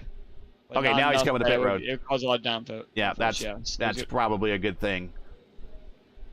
All right, so let's go back to Schaus and Hobson. Now behind them is Dinsdale. Dinsdale is going to act as a bit of a blocker or buffer if he wants, or he might just duck out of the way. Dinsdale is currently 4 laps down. He's now in 14th. So Murph is right behind Dinsdale, and he'll want to get by him very quickly with 17 coming to 16 to go. Then we got Turner Johnson. We've already shown how hard it is to pass Turner Johnson tonight. He's in 9th. He's the lead car 2 laps down, so he's really racing nobody around him for the time being. Eric Anderson there in the STP 43. A little bit further on back is his closest competition. Pahutsky is right behind Forsyth. Forsyth is in 16th, 19 laps down. Bit of a rough day. And then Julian in 5th on the lead lap.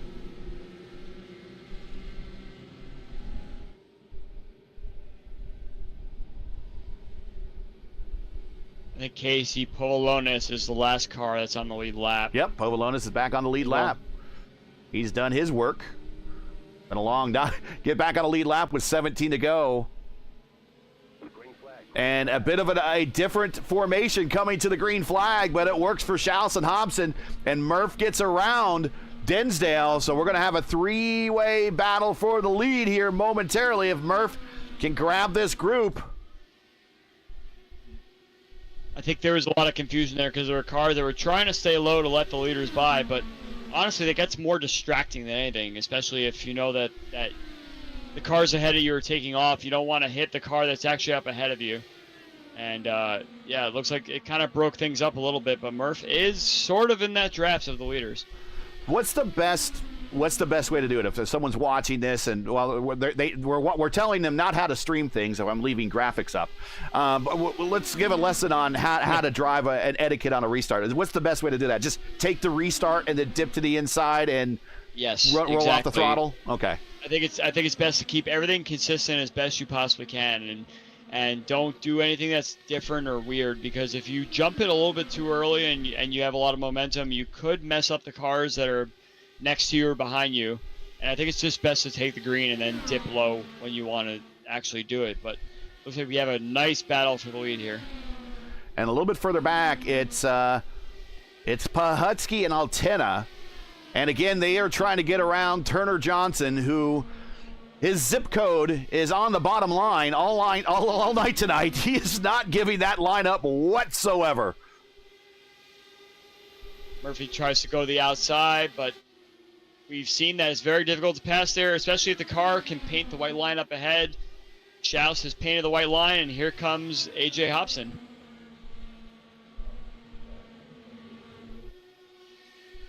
I think Schaus just wants to put himself right on the bottom, and it'll be very difficult to get any sort of run. Looks like Murphy's going to do the same thing.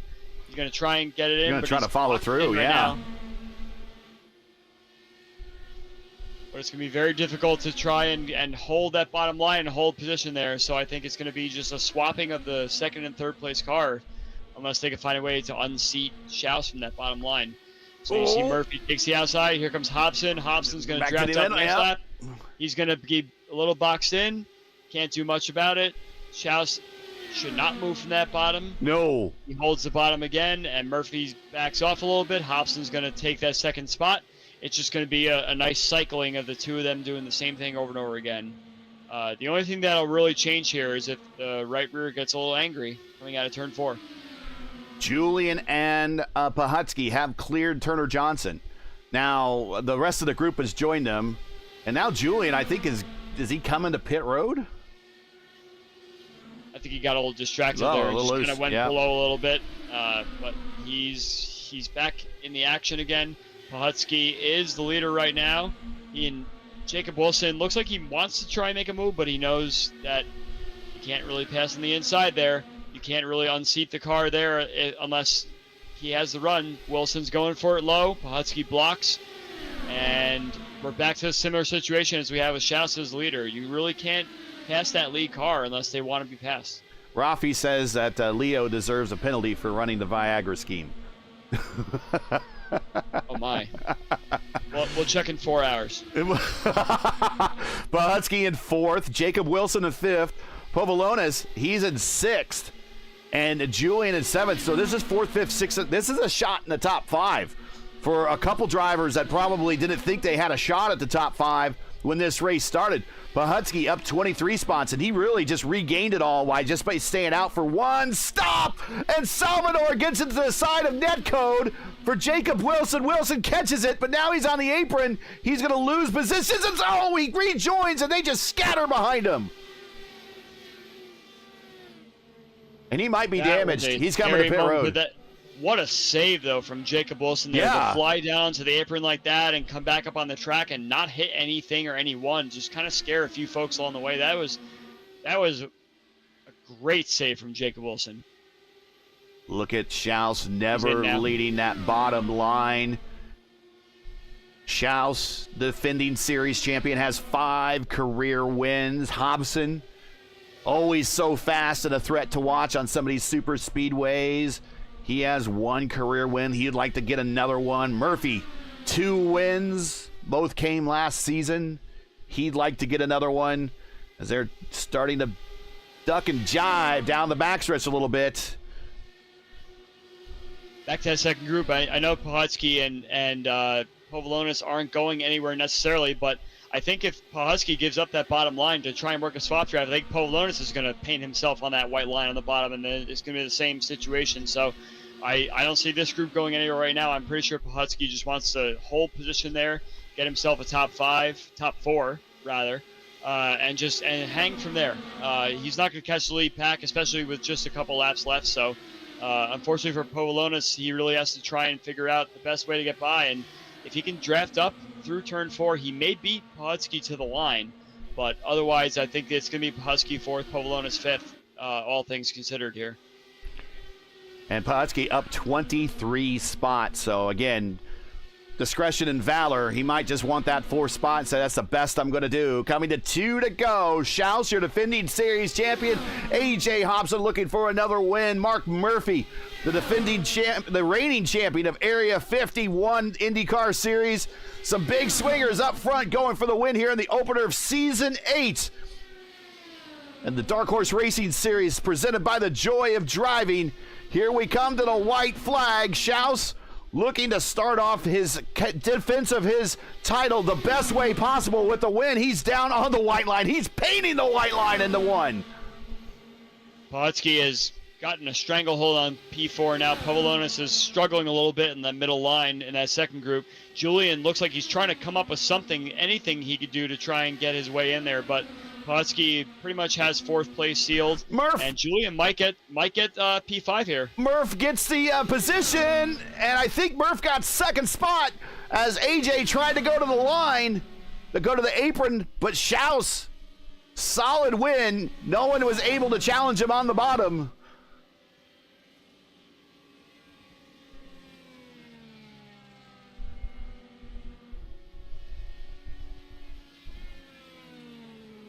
What a great finish from that second group there. They were definitely trying to find any inch they possibly could, and it was Pawlicki's position there, but going for that fifth place, Julian really picked the right time to kind of put his car on all lanes of the track, and he managed to get the advantage over Pavlonis to take fifth place.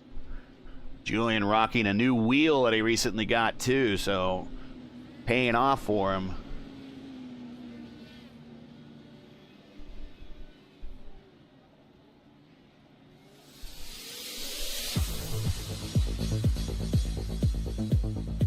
And here we go for race one. Your final results, Eric Schaus. Man, you can't do it any better than that to start off your defense of your championship campaign a season ago. Come right back for race one of the next season. Get the win. I mean, I kind of saw it today with another win for Alex Palou.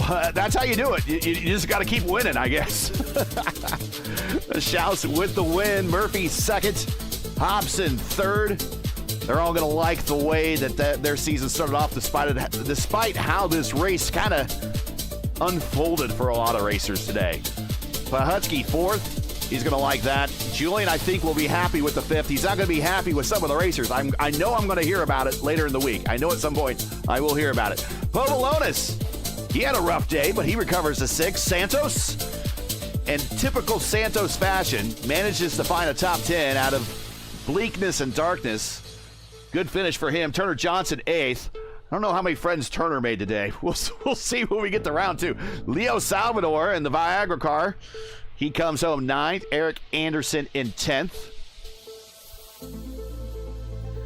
Rogers in 11th. Conan 12th. Dinsdale 13th. Wilson, Forsyth, Peterson, Coker, Teed, LGN, Lovern. That's your top 20. Everybody had one incident or another in that group. Just a bit of a rough night for everybody. Jorge Leedsma, Presley, Brubacher. Yari's going to want that one back. He finished 23rd. We know we can count on him to see him up in the order for some wins later in the race, later in the season. Brian Greenlee, Rafi Eckert, same thing. We'll expect to see him on the Ford in some races later this season. Lewis Hayes, his racecraft is improving in the open wheelers. He probably wants a better finish in 26. Donahue making their first start in the league. Gets a 27th. Averett, 28th.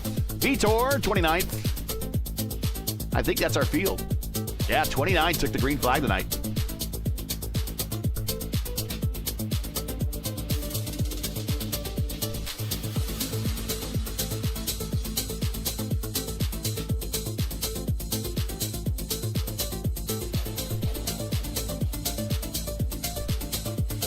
All right, let's get some replays queued up and get into the interview room here momentarily.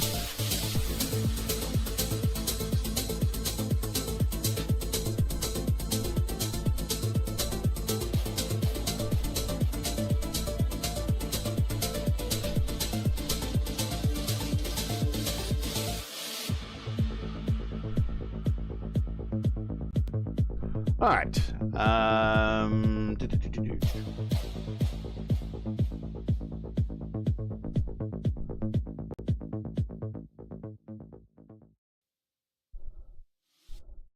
All right, and real quick, I just need to check something, and then we'll get into the interview room. I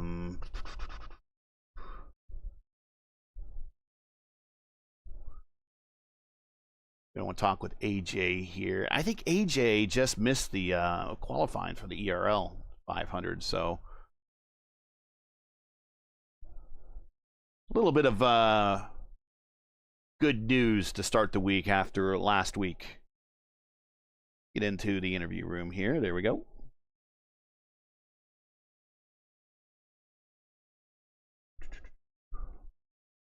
Why my Discord is on the wrong screen. Here we go.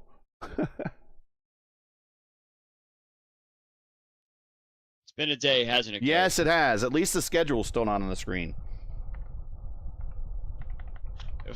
I wish I had caught that. Well, you know, you get eyes on the action here.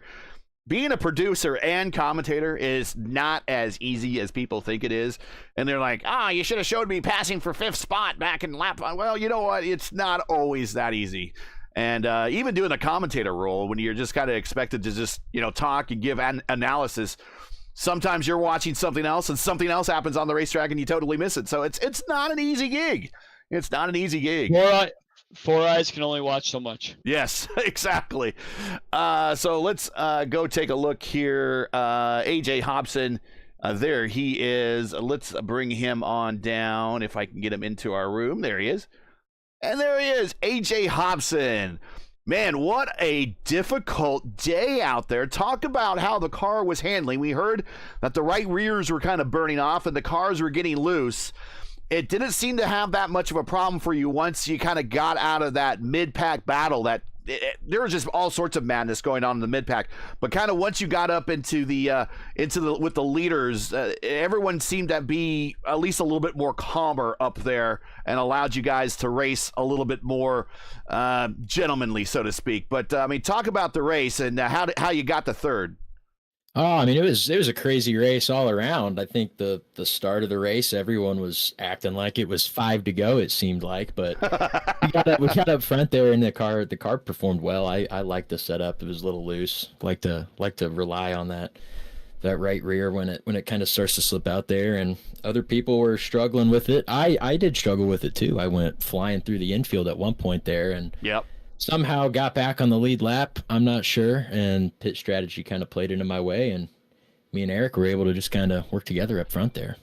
Before I turn it over to Andrew, you guys were having a real hard time getting around Turner. Turner was not giving up that bottom line.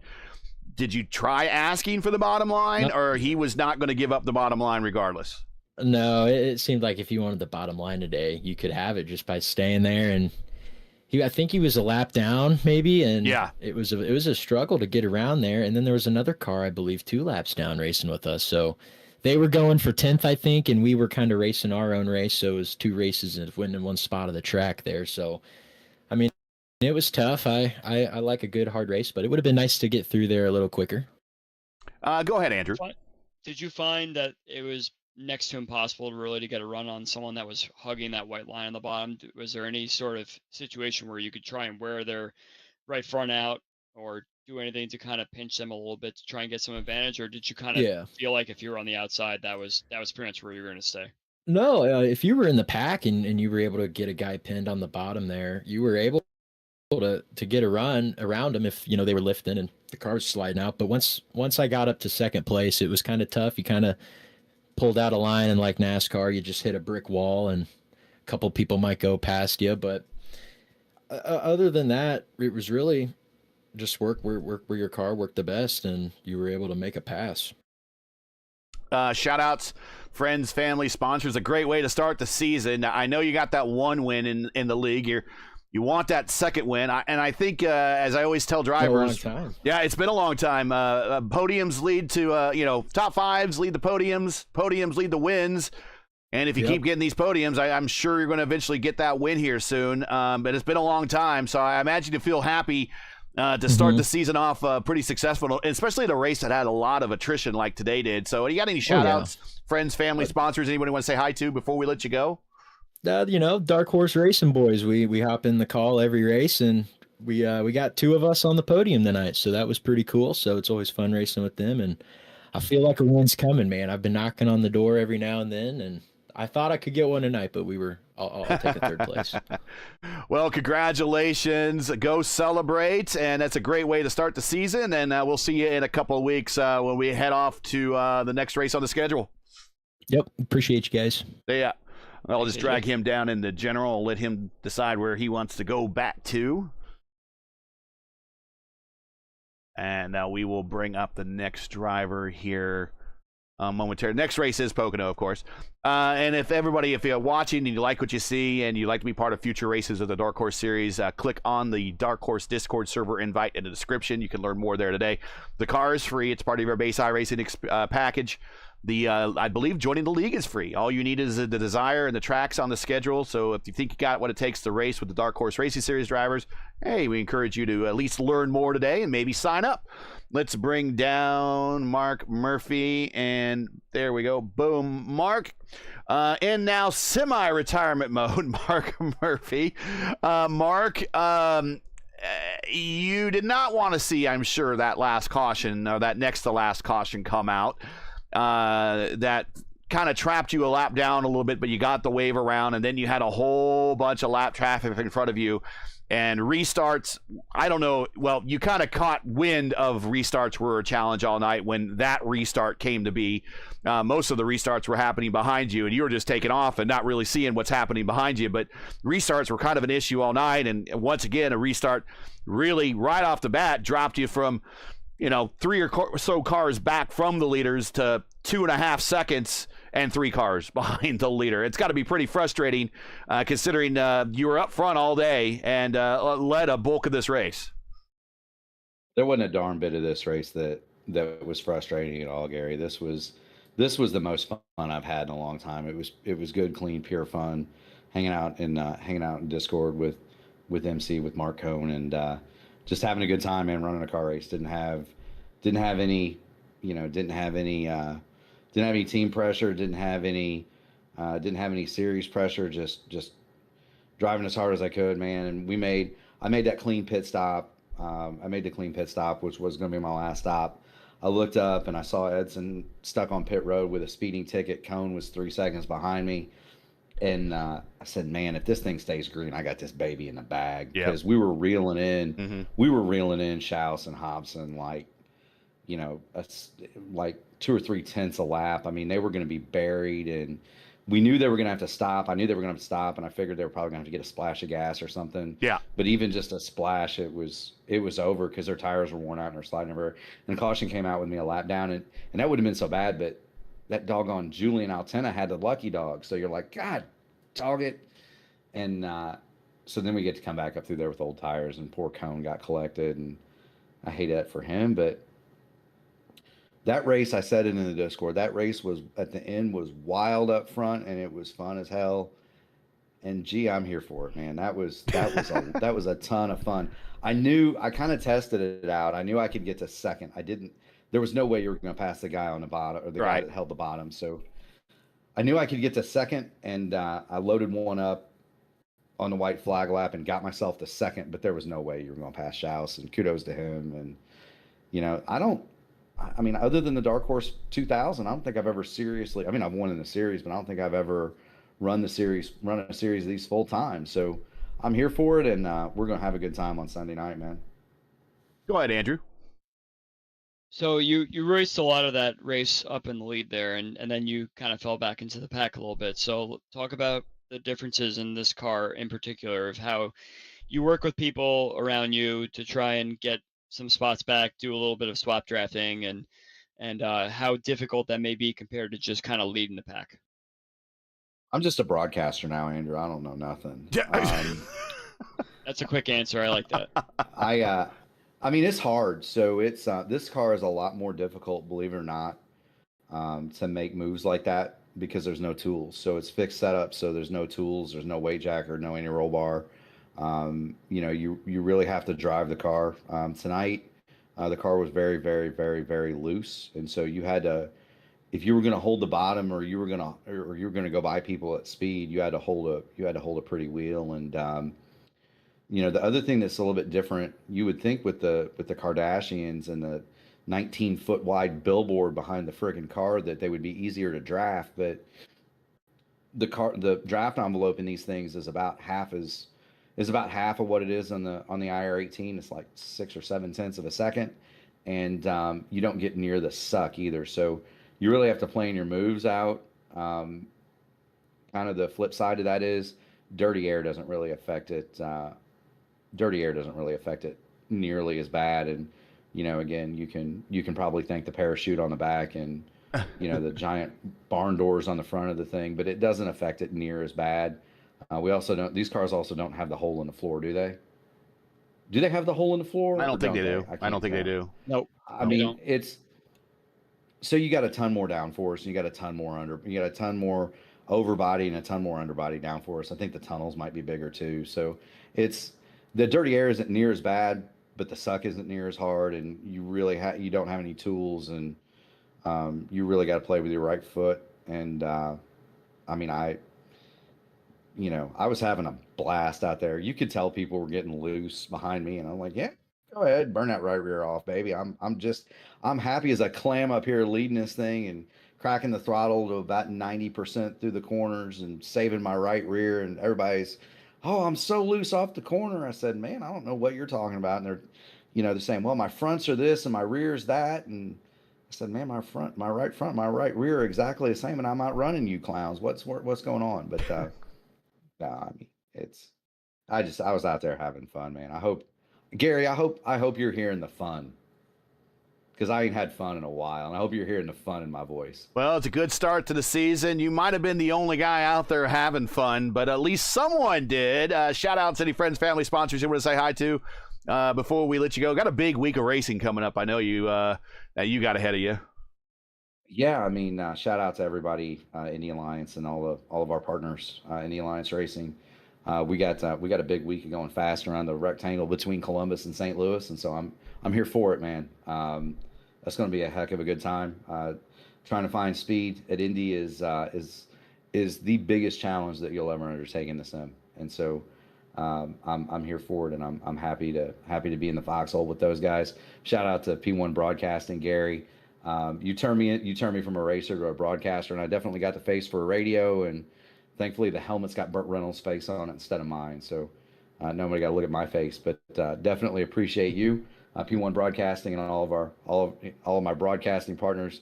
You, Andrew, Ryan Eric King, if the Rex out there watching, love you too, man. Sam Crow, I have a blast doing those races, and it's a ton of fun. Charles Teed said that my car was the prettiest car under the lights, and that's because of Andy Dunwoody and Black Magic Studios and everybody over there. If you want to look him up on Facebook, Discord, get you a paint worth 2/10. He'll fix you right up. And that thing does look pretty, doesn't it, Gary? It's got all looks chrome nice and shiny. Yep. It's all chrome and red, white, and blue, and it's a shame we couldn't bring it. We brought it home in first, but I like it. Shout out to I'd like to thank Admin Box. It's race control at the touch of a button. Donald Fisher and his group are awesome people, and if you're a race controller and you do a ton of you do iRacing race control, call up Fish and get yourself one of the button boxes that's made for that. It's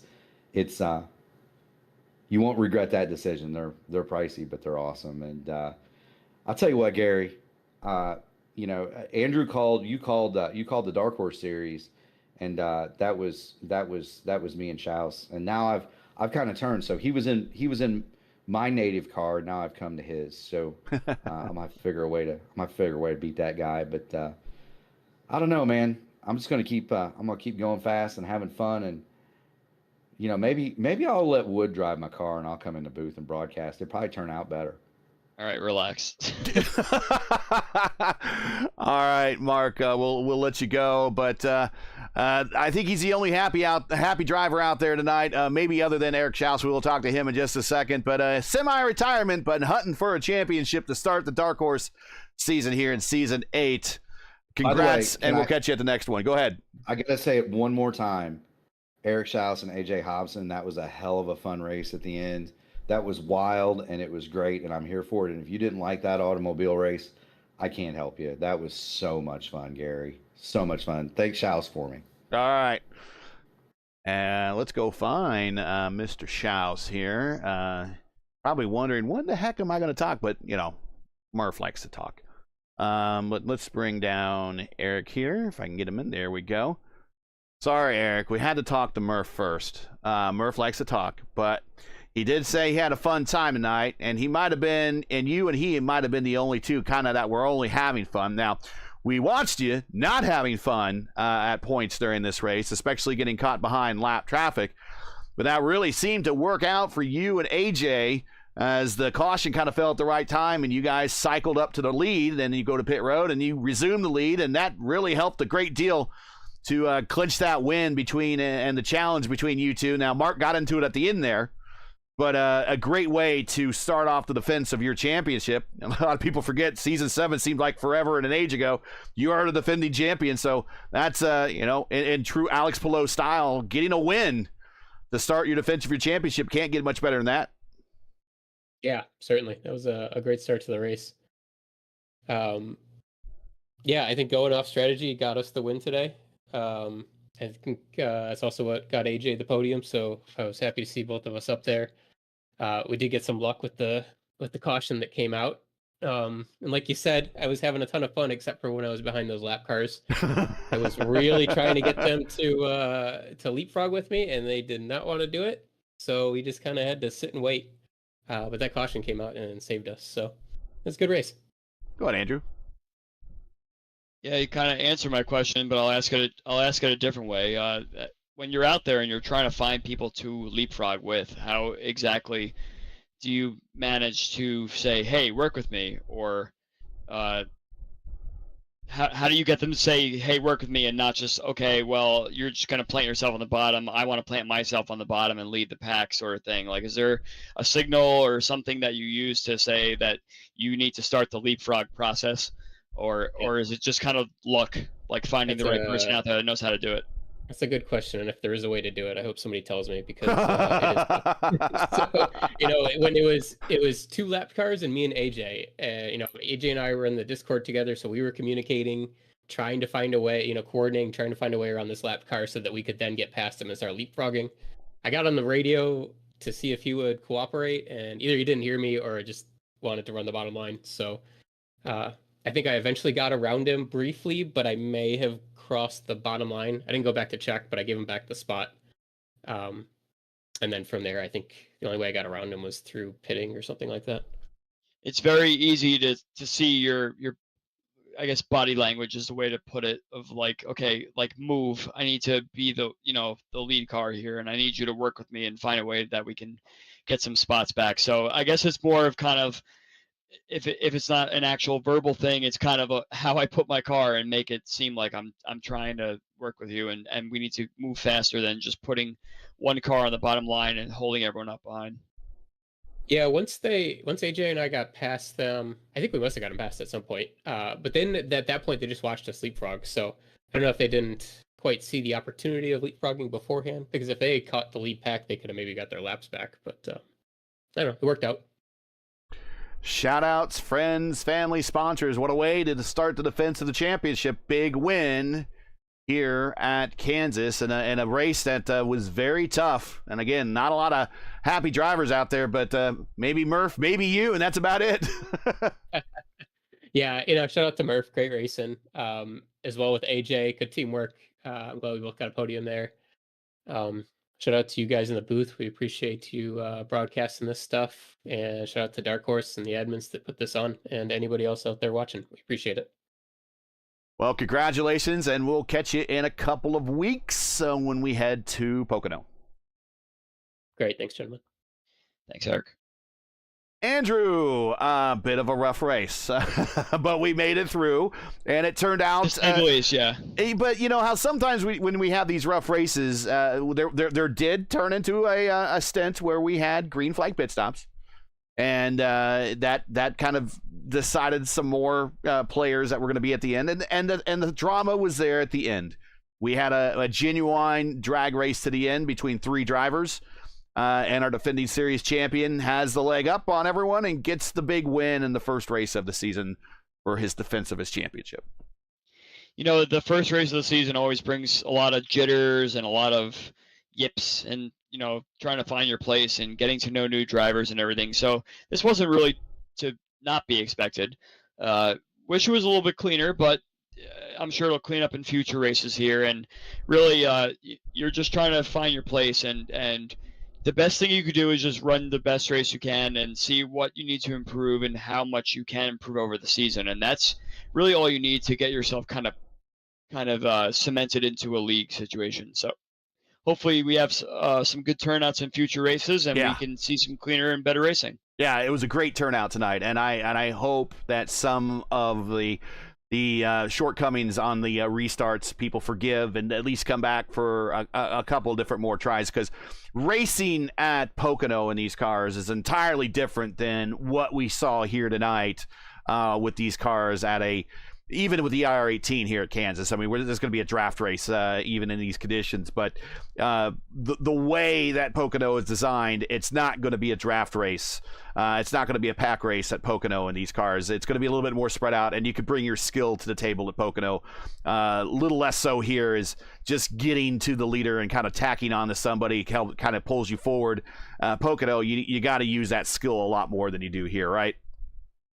Yeah, definitely. And I think a track like Pocono, you're not going to really have that right rear burn-off situation as much as we saw here at Kansas. These cookie-cutter ovals tend to have a lot of pressure on that right rear because of the banking, and you're constantly turning, basically. So Pocono has its own 3 sets of corners there that each have its own characteristic, and I'm sure we're going to see a whole different style of racing than we saw tonight for sure.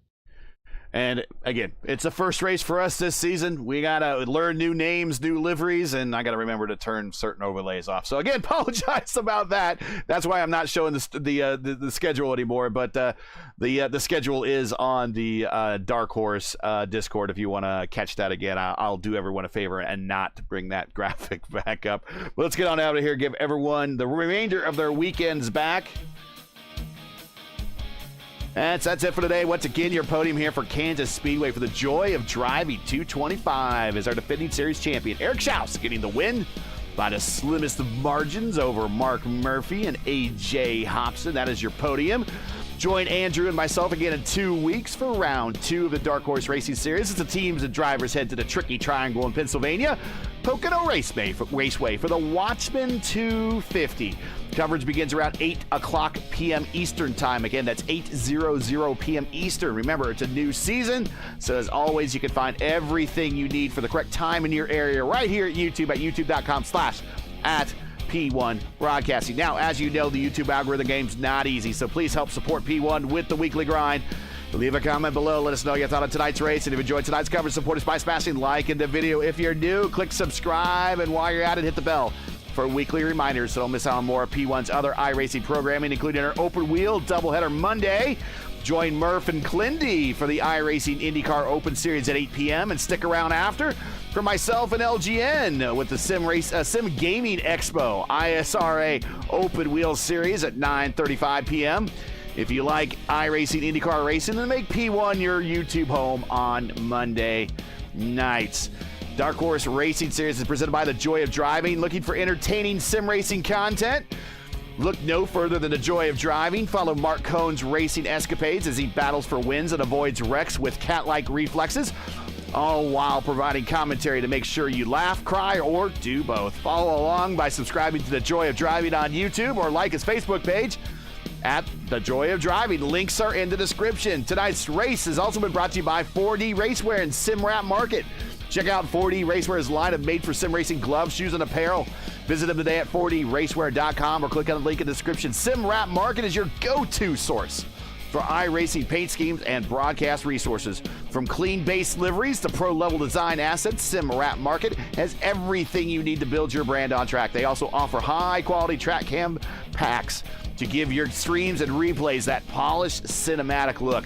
Visit simwrapmarket.com, download, customize, race. Track cams for this race are provided by Whiplash Sim Cams. Get the most out of your iRacing experience with Whiplash Sim Cams. To learn more about Whiplash, like them on Facebook or follow them on X and Instagram. The links are in the description. For business or inquiries to learn more about P1 and what we do, like us on Facebook. You can follow us on X and Instagram. You can follow all of our social links on Linktree. And all the links you need are in the description. So for Andrew Wood, everyone here at the Dark Horse Series and The Joy of Driving, I'm Gary Gatto saying to all, thanks for watching, and all of our men and women serving in the military and as first responders, Godspeed, God bless, and come home safe. Catch us again right here in 2 weeks in Pocono for the next race of the Dark Horse Racing Series presented by The Joy of Driving. It's all on P1. Good night.